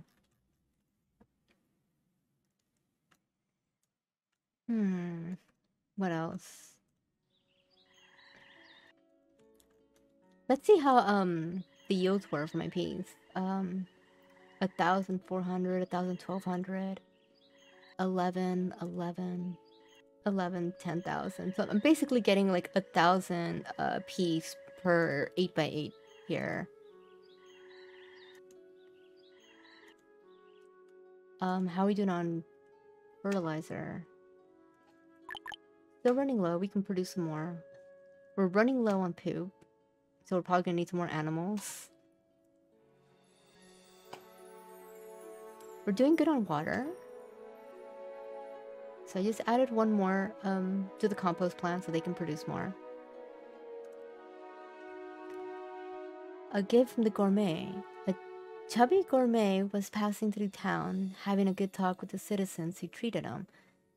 He wanted to treat them back with his food, but he wondered which ingredients do citizens prefer, lobster or turkey. I don't even think I've done this event at all. This does not look familiar. Have you seen this one, Astrid? That actually might be a new one. So I'll leave that to the chat. First one to say lobster or turkey. That's gonna be my answer. Should I pick lobster or turkey?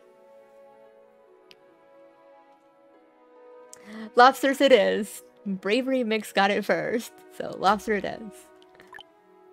Oh, delicacy!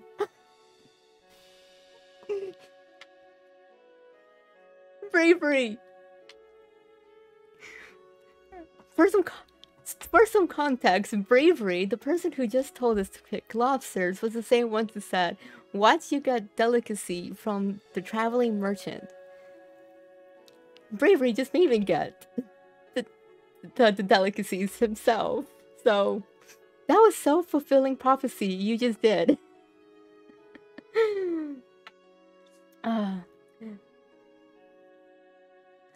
And that is true. I'll be careful next time. Okay, since delicacy is way too highly valuable for me just to like eat them, even though it is gonna get a happiness boost because a fancy food is a higher food quality.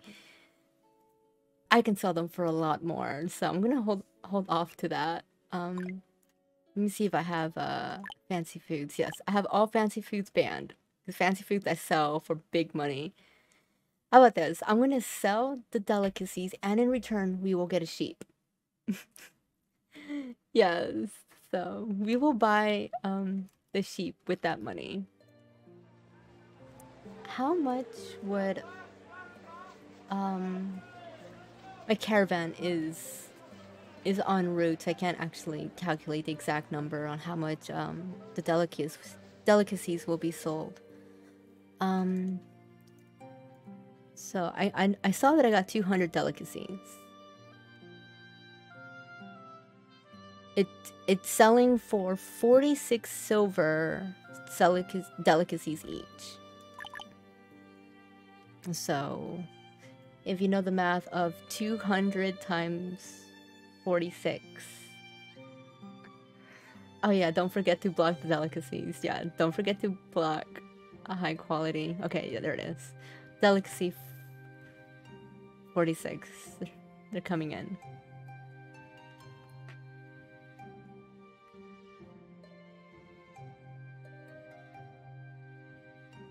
So, okay, so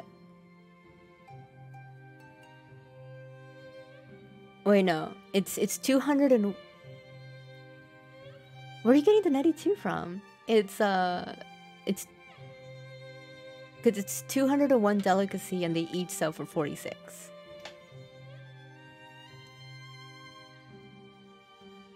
Okay. Yeah. Oh wait, that's assuming that's how much Meow buys them for. That's I almost forgot that detail. Cemetery's done.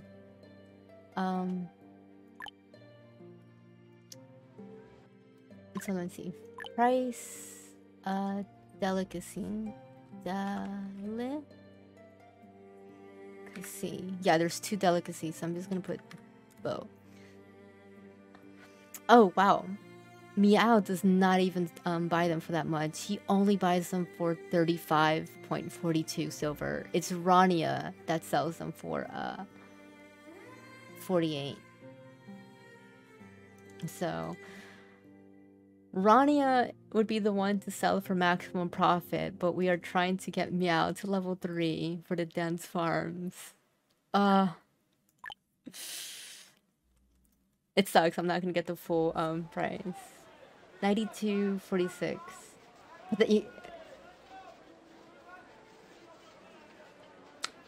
You're right. Yeah, but come on, min-maxing. Okay, Bravery did the math. 201 at 38 would get us about like 7,600, which boosts our total to about 22,000. We can still afford a sheep with that, so we will do that. We can still afford a sheep, so we're gonna put all our money into a sheep because we couldn't get the alpaca. I didn't forget about that. The hunters never got me the alpaca. There is time left, so we'll see. All right. So our farms are being fertilized a little bit. The top farms are not really getting that much fertilizer. Yeah, they're further away.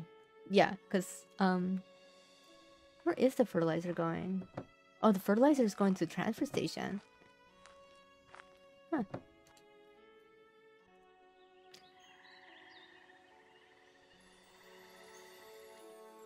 The caravan is coming back, which is a good thing because we're gonna sell off the delicacies. And they're coming back with glass, so I can build the supply terminal for these 2 buildings.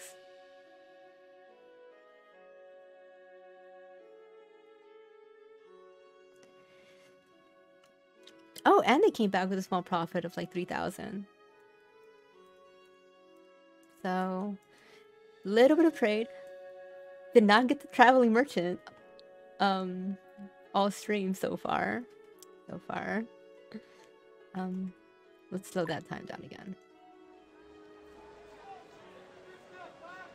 I feel like I probably wasted that money on the rice. We didn't even need it, but better safe than sorry, right? There was a drought when I made that choice, so I just wanted to be safe.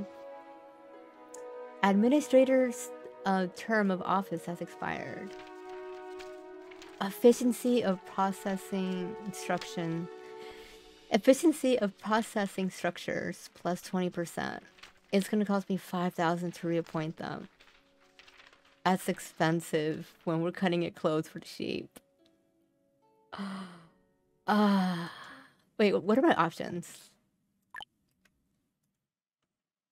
Oh! I got the guy for soybeans. I got the soybean. Oh my god.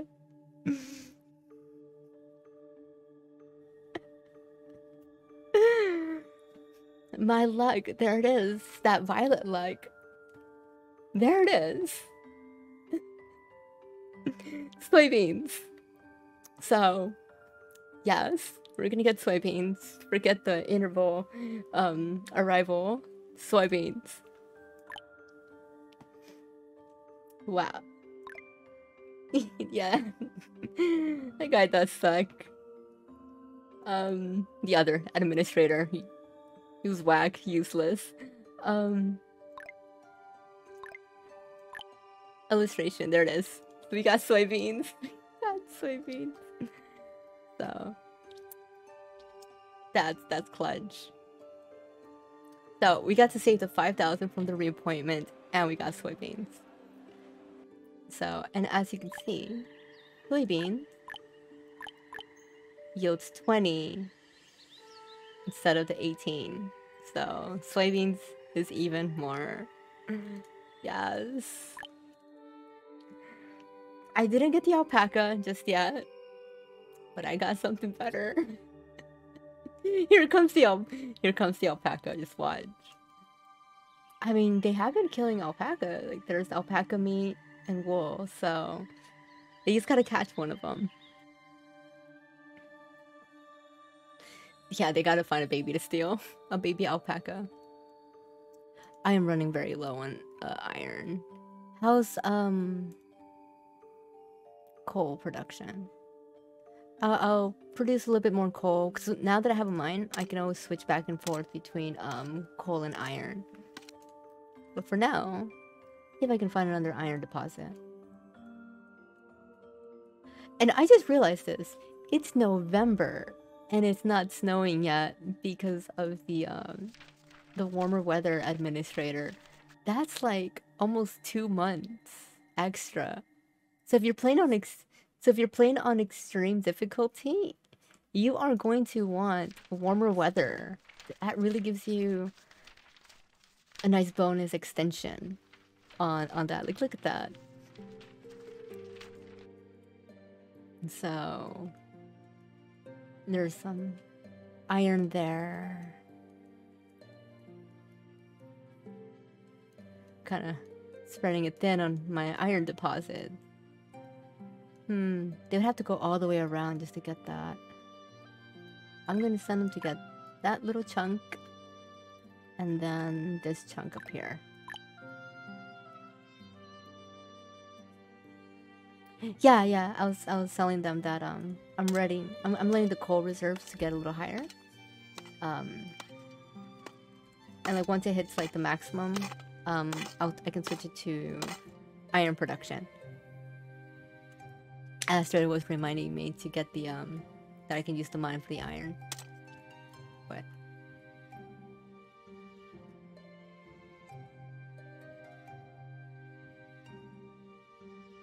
if you do I use the flax at all? I am using flax for linen. Oh, wow. Thank you. You actually accidentally reminded me that I did not replace my flax farms. I am such an idiot. I haven't been producing linen. Okay, let's switch 2 of these to flax. Thank you so much, Bravery. Flax. And then let's switch these to soybeans.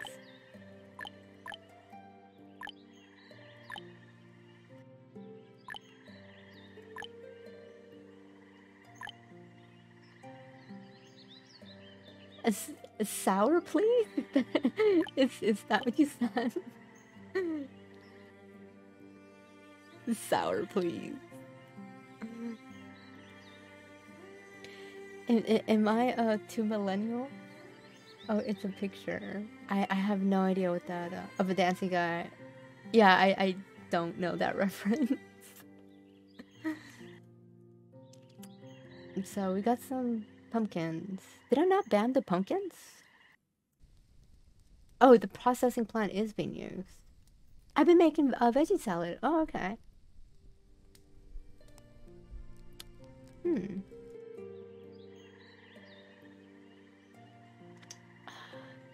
So right now I'm thinking like, so one farm is not enough to supply a veggie processing plant, even with just one laborer. So now I'm like, I should probably have a second farm. How are we doing on...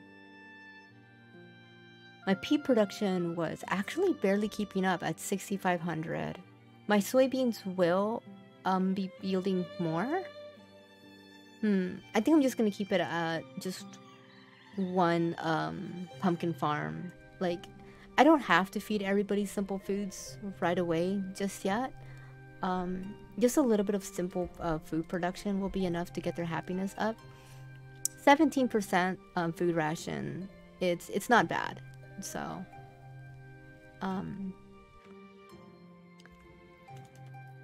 so we just leave that as that. I don't want my people to starve just because I was trying to rush veggie salad. You're relatively new to the whole Twitch world. Same. Being old and all, I'm also same. I'm a lot older than I look. So yeah.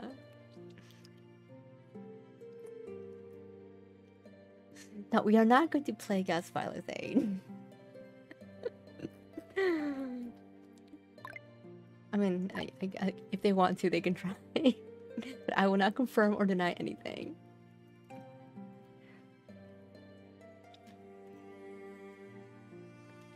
Okay.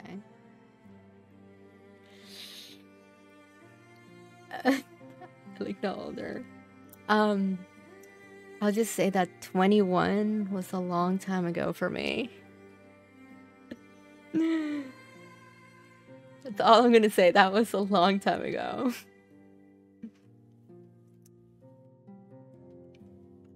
I mean, I guess it's all relatively speaking, right? Like if you're like in your 40s, 50s, I guess 21 was even like more long ago, so it's all relative. Old, young, as long as we're all playing video games, that's all that matters. Never let that part die. So now that I have coal production, real quick, I remember that I had a secondary sawmill. Let's get rid of it real quick. Let's get rid of that, and that's where the supply terminal is gonna go. Haven't forgot about that terminal.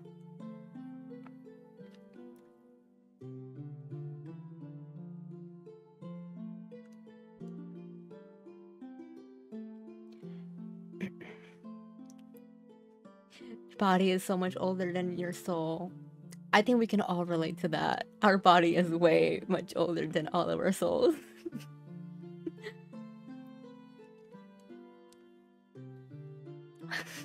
Gotta be careful with that phrase. Alright. Yeah. Don't worry about that one, chat. Supply terminal. Let's go on to the supply terminal. There it is. Alright. So let's get the supply terminal here. What I can even do is like slowly turn this into like a little production area for all of these people to use.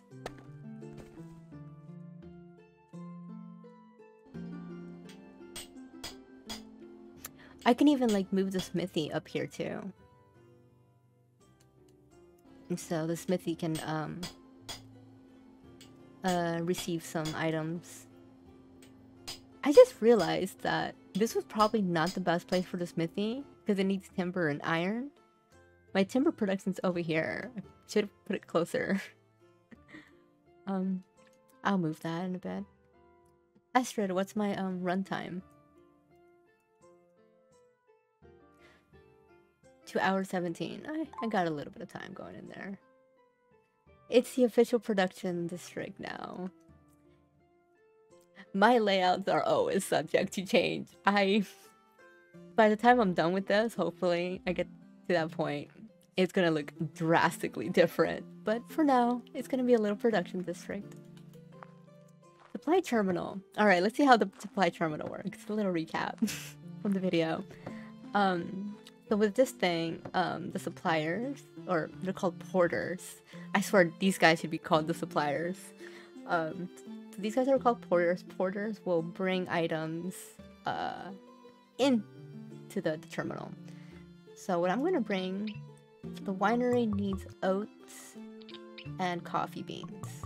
It also needs water, but the water's being produced here already, so you don't need to select that.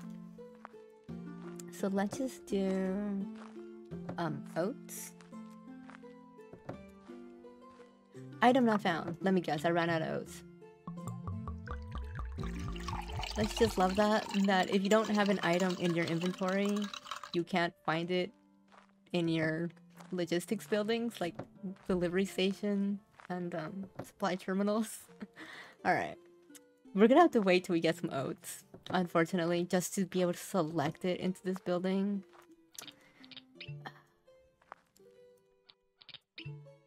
Unfortunately, hopefully they can change that. I could. Let's get the coffee beans. Coffee beans. Let's do about, oh no. Let's have them hold 250. And Astrid said that I can go to stock management and ban oats. Where was oats? There it is, oats. Please, someone remind me to unban them at a certain point. Don't let me forget. Oh, oats are already being gathered. Oh, we already have oats. Okay, so I'm glad that didn't take that long. So now we have oats. Select that to 250. And then unban them. Bravery. For some reason, oats run out quickly. On my file, I have to keep at least 4 dedicated fields of oats, even when banned. Oats don't produce a lot. What is that? 12 per grid on this one.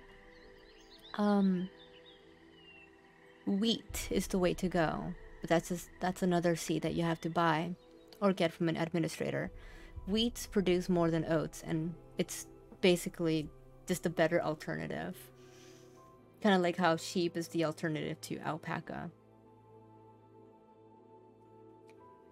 12 plus fertilizer is crazy. Yeah.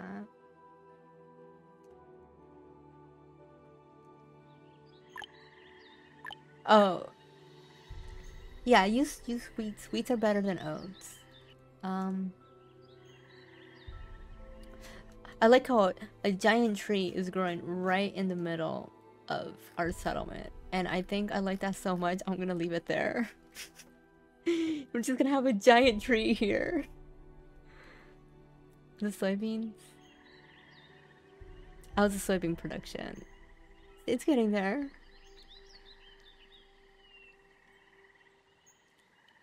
What grows quickly? The soybeans or the tree? The tree grows pretty quickly. Yeah, that's really cool. We're actually watching the tree grow. Alright, so we got the supply terminal. Water is depleting quick.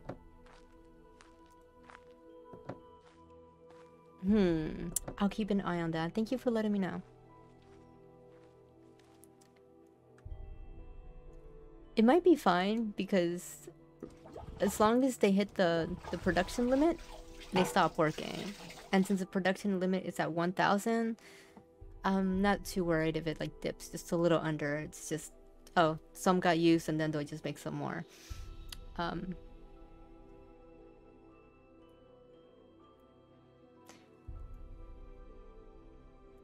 Yeah, actually, Astrid is right. Astrid said it does change if... Wow, that's a big tree. It does change if your population is consuming more than 1,000. So she's recommending me to check how much water is being consumed. Annual consumption is 2,000.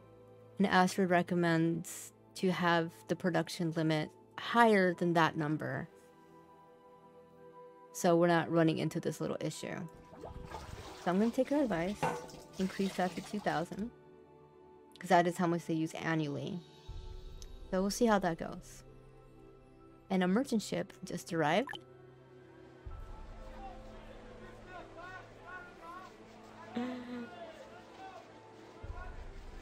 Yeah. So merchant ship just arrived. And guess what? I just got ducks and donkey on the ship. I don't even have a corral for the donkey. I can't even use it.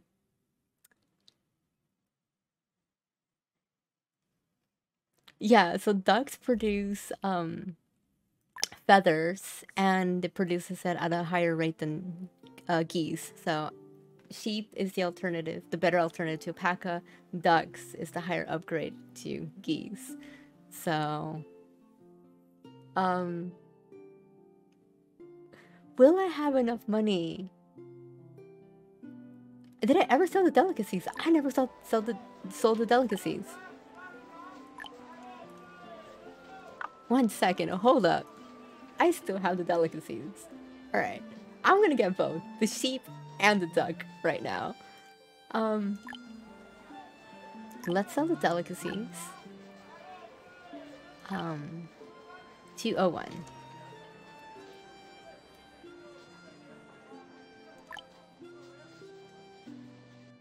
I could, but the feathers get me more at the trade post. I should just start selling the feathers here more often. So feathers here. We're gonna do this, I guess, 1,299. There you go. I can math a little bit.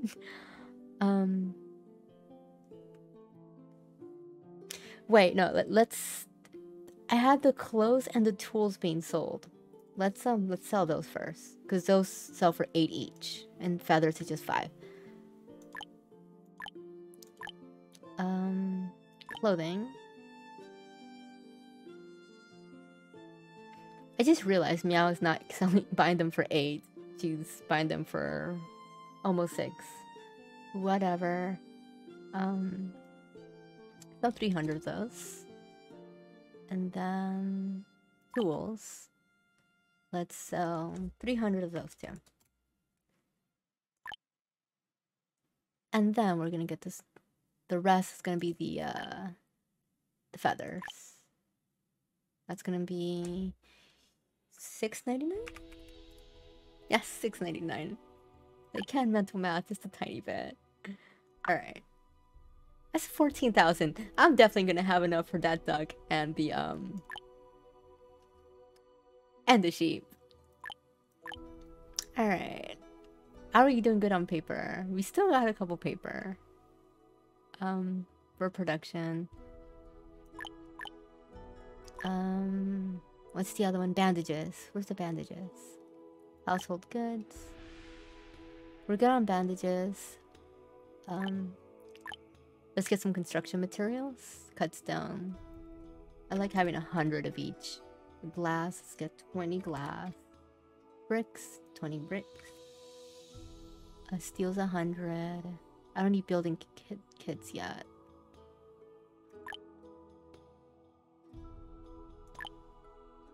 I think that should be enough, unless there's anything else. I needed to pick 6 numbers for me between 1 and 44. Not sure what this is. Oh! That's the lottery. Okay. Okay. 3. Alright, you ready for this? Alright. You want some lottery tickets? Because lotto numbers, because I'm apparently that lucky. Alright. 3, 6, 13. 3, 6, 13. 28. And I need 6 more. 2 more.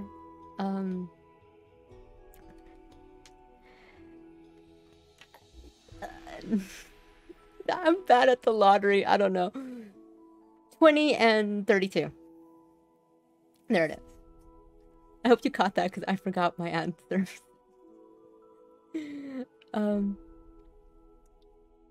Yes. So yeah.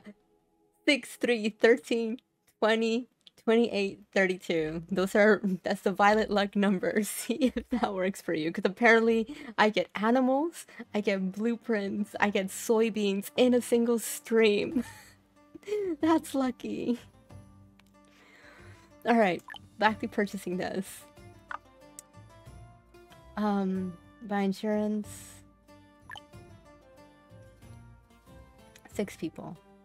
Make that thing faster. Right. Delicacy, rough clothes, tools, feathers, bricks. Gotta double check because there's no refund on insurance. I think we're good. Farm. How much more do we need to level up Meow? Oh, she is so close. I'm going to get the dance farms by the end of this stream. Yes. If you win, you'll share the profit. I am hoping you will. But I'm also aware how easy it is for you to totally not do that. It's like, yeah, you'll share the profits. That's what they all say. I've been lied to before, I'm just saying. Alright. Almost forgot about the donkey. Alright, let's get the duck. Steel tool, silver, clay, beeswax, cotton. I don't really need any of these. So I'm just gonna get the duck.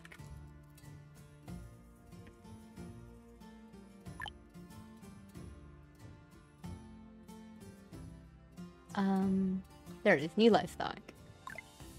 So now we have duckies. And you can't be a ducky. So I'm gonna build another pasture.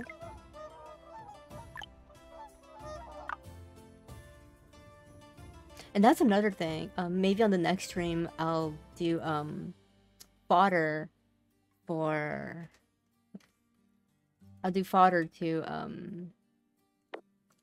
increase the pasture yields, just like how we did the fertilized farms. You can also do the same thing with the pasture. Are ducks better than geese? Yes, they are. They yield higher. So let me see. Geese, it's 4 a feather when slaughtered, and then ducks. Well, I can't select ducks. When the pasture gets finished, I'll be able to show what the yield for ducks are. I think it's like 5 or 6, but it's higher than geese.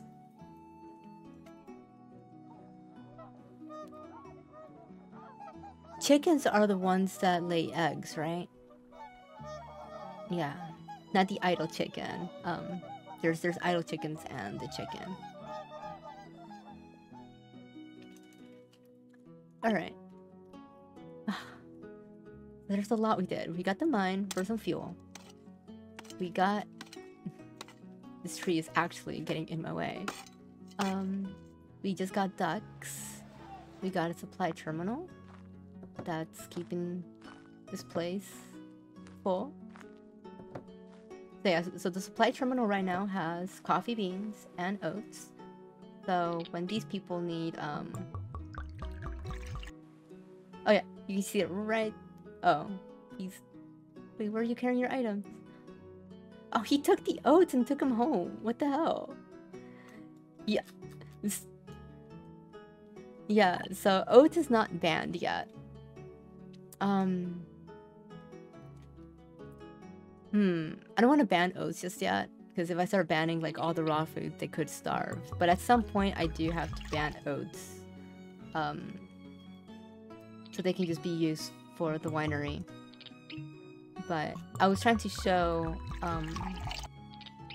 that these workers right here are now gathering oats and coffee beans at the supply terminal. Right now, a supplier just refilled. I just saw someone go in there. Oh, they're taking a break? Oh yeah, because there's no more oats. So whenever we get more oats, wow, I really need to probably invest in wheat. Because we're already out. Okay. So yeah, supply terminal's working as intended. These two workers will get the materials from here. And I did see that this citizen, on their own, they got food and then put it at their house. I do have the delivery tech active for my marketplace. That should allow the market vendors to do that. But that wasn't the case. The reason why is that there's not enough vendors to cover all the houses right now. I should have remembered that. I did add more houses. More houses means more work for those vendors. So it's also a good idea to have your marketplace well employed.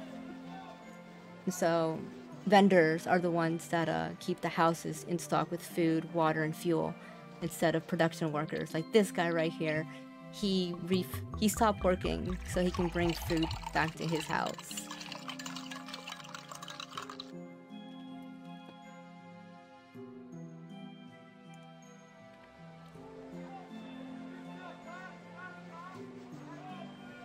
All right, we have done a lot this episode, haven't we, Astrid?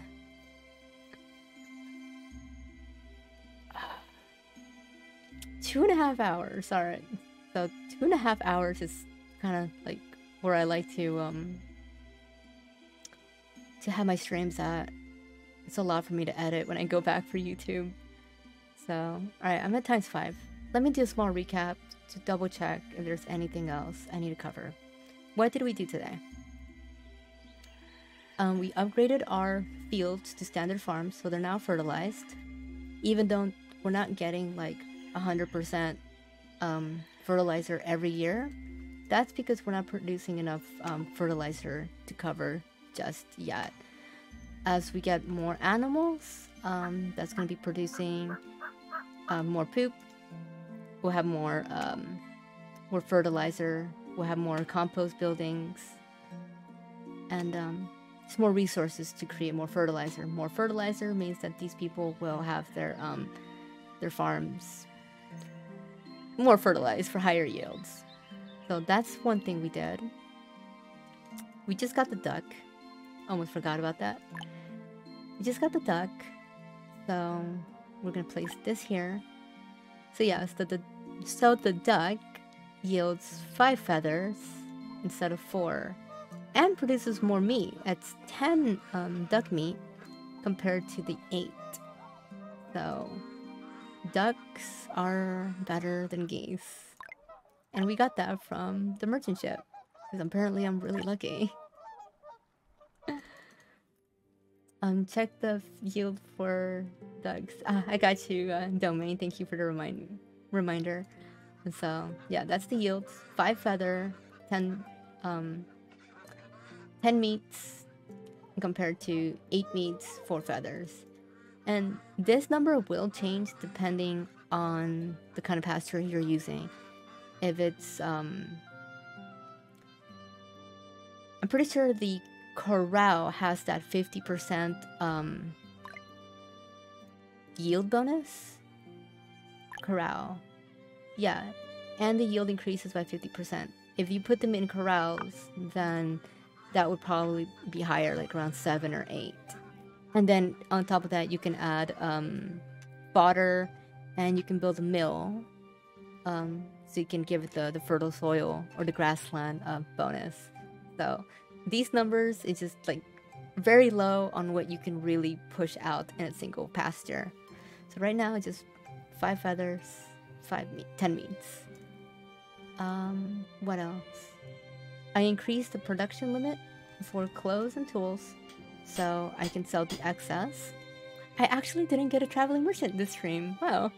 I didn't get the alpaca. I added a cemetery for the 10% happiness boost. I built a mine for coal, to have like some fuel, to relieve the fuel stress from my sawmill, because that was eating at my forest farm, so my timber production. So let's finish that with cutting some more trees down for next stream. What else? Astrid or chat, is there anything that I'm forgetting that we did this episode? Yeah, I got the mine. Showed some logistics. Oh, that's right. I added a transfer station up here for these farmers. So they can harvest and drop off the crops here, and then they bring it to the storage yard down below. And I also did the supply terminal for these two buildings, so these workers can bring goods. So my the brewer and the beverage workers don't have to travel across the map to get the resources. Next, yeah, hey, maybe on the next stream I will do the delivery station to further expand, you know, what you can do with logistics. So I'll try to remember that, a delivery station, make a little production zone up here or something with a small delivery station. Right now I'm waiting for the delicacy and this trade caravan to come back, so I can get the last thing that I want, and it's sheep. So sheep, we can have a steady flow of wool coming in, and with wool and feathers we will be able to have down jackets. And that's how I want to end the stream, with at least the wool, the sheep for wool, because it's gonna take some time to actually get some wool, because the sheep need to reproduce. So just setting myself up for the next episode or the next stream. You're very welcome, Bravery Mix, and thank you very much, along with everybody else who stopped by to say hi and watch the stream. So thank you all for joining and interacting in the chat. Much thanks. You're very welcome. Star Angel. Sorry, Angel. I am so sorry if I'm pronouncing that wrong. Star Angel. Oh, it's Seragno. I'm dyslexic as well, on top of everything. My brain saw Angel. Okay, well, thank you. So yeah, I'm just almost there. I guess while we wait for the caravan, if there's any questions in the chat regarding anything in the game, feel free to ask. Oh, so it did come from the misspelling of Angel. But yeah, if anyone has any questions in the chat, I can answer while we wait for the caravan.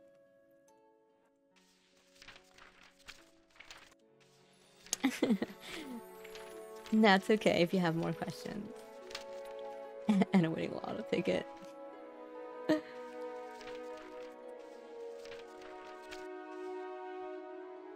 I'm going to accept these immigrants real quick.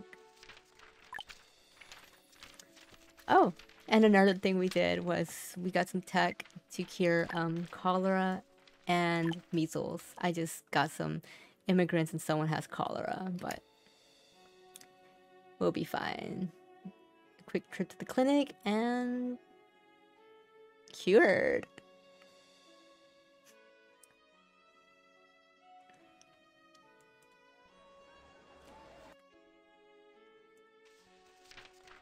Look how much XP my Institute has been producing a year because of the paper upgrade. 20,000 XP in 1 year. I have a new livestock. Was that the duck? Yes, that should be the duck. Oh yeah, and I also got blueprints from the merchant ship. Yeah, I got the Excalibur. I never placed the witch. That's so true. I never placed the witch statue. We are going to place the witch statue. I think I have. The witch is gonna go right in front of this tree.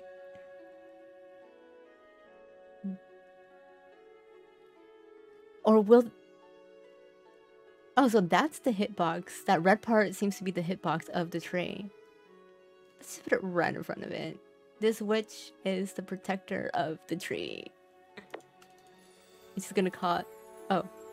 No, no. Don't want to click the wild tree. So yeah, so the witch... I'm trying to click the witch, but since it's so close to the tree, it's not letting me click on her. I'm trying to say that... what I'm trying to say is that the witch costs a tier to construct, which is another thing I got from the merchant ship. I got tiers. So I got 10 of those tiers to make the witch. Just one for the witch though. How are you so lucky with the ship's RNG? I'm not always this lucky with the ship's RNG. Just it makes for a good stream though. Caravan from the north passed by. They want beer. I don't have any beer. Sorry. As long as you're not going to use that one for the future. Hey, what happened to the tree? Did it go away on its own? Oh. Or did the statue actually did destroy the tree? Oh. Yeah. But there was like a red area. I thought that was gonna be the hitbox for the tree. I guess the whole tree did have a hitbox. Oh wow. The statue is now to honor the tree that was there. That sucks. So yeah, that's the witch statue we got from the merchant ship. And Excalibur, which we also got from the merchant ship. That gives us that stress reduction, so it's under a building buff. So wow, they did change it. It's -5. I think it used to be 10%. So at one point it was like 25%. They really nerfed these. So yeah, so now we have just an extra 5% stress reduction. Our fertility rate is 100% right now. So yeah, Excalibur, that's a blueprint. And the Sky Witch is a blueprint. So, Caravan just came back. 32,000 silver. So, let's get that sheep. Animals, sheep. 22,000 in costs, and we're about to buy it. And still have like 10,000 silver remaining. So, we're good. We got money. No traveling merchant needed. So let's do this. Sheep is now on its way. Dense farm unlocked. Dense farm was unlocked! You're so right. Dense farm was unlocked. Meow. Yes, we have agriculture. I don't have the bamboo. I mean, I can always get the bamboo, right? Dense farms. Yes, so I got the dense farms now. Look at that. I can swap all of this out now with a dense farm. We have things to do on the next stream. So I can upgrade these to dense farms. And upgrade these to dense forest farms. And then these are the dense farms. So...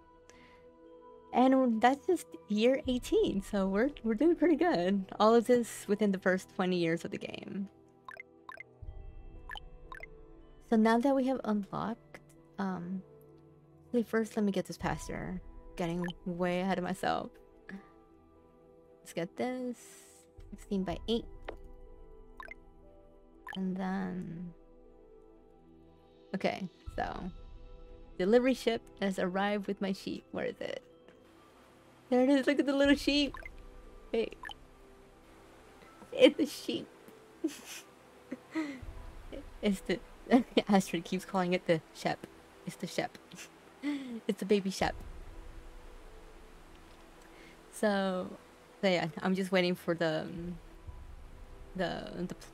pasture to be built, and then we're gonna put the sheep in there.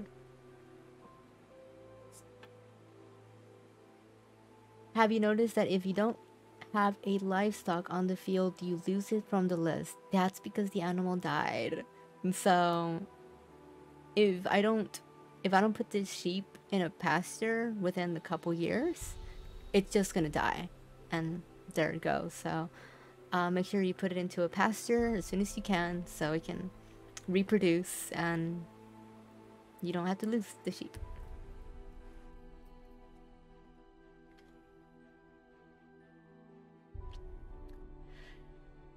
Probably in the next episode or the next stream, I should add some more homes. So far, this is what the settlement is looking like.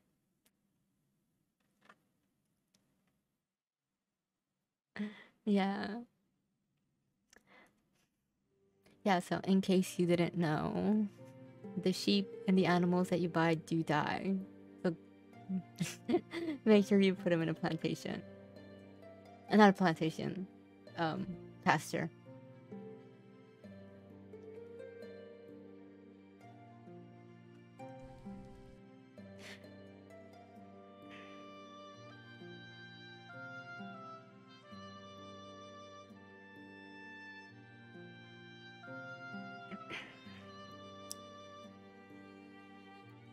I really hope I can find something really good to eat because I'm hungry again.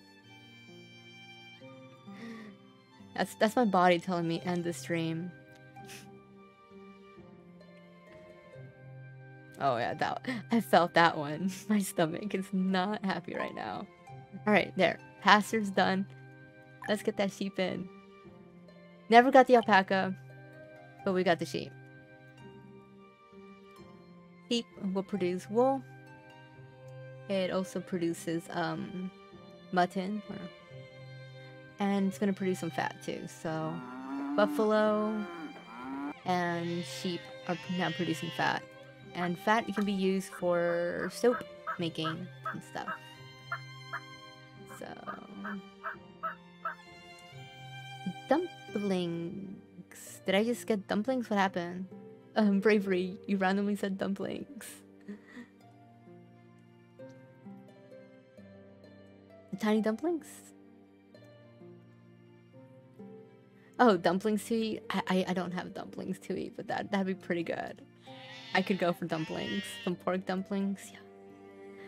But I think that's pretty much it that I've wanted to do. Got the sheep, got... I think I'm good. So, I think I'm gonna wrap it up for real. Again, thank you everyone who stopped by, say hi, and thank you all for watching. Sorry it was very spontaneous, very improvised stream, so if it was chaotic, I apologize. Just so busy from the logistics video. So hopefully my next one will be a little more structured than this one. But thank you everybody. So I hope everybody has a good night or afternoon wherever you're from, and I will hopefully see you on the next stream. So bye everybody. And bye Astrid, your fans are saying bye. Astrid says bye. Alright. Bye guys.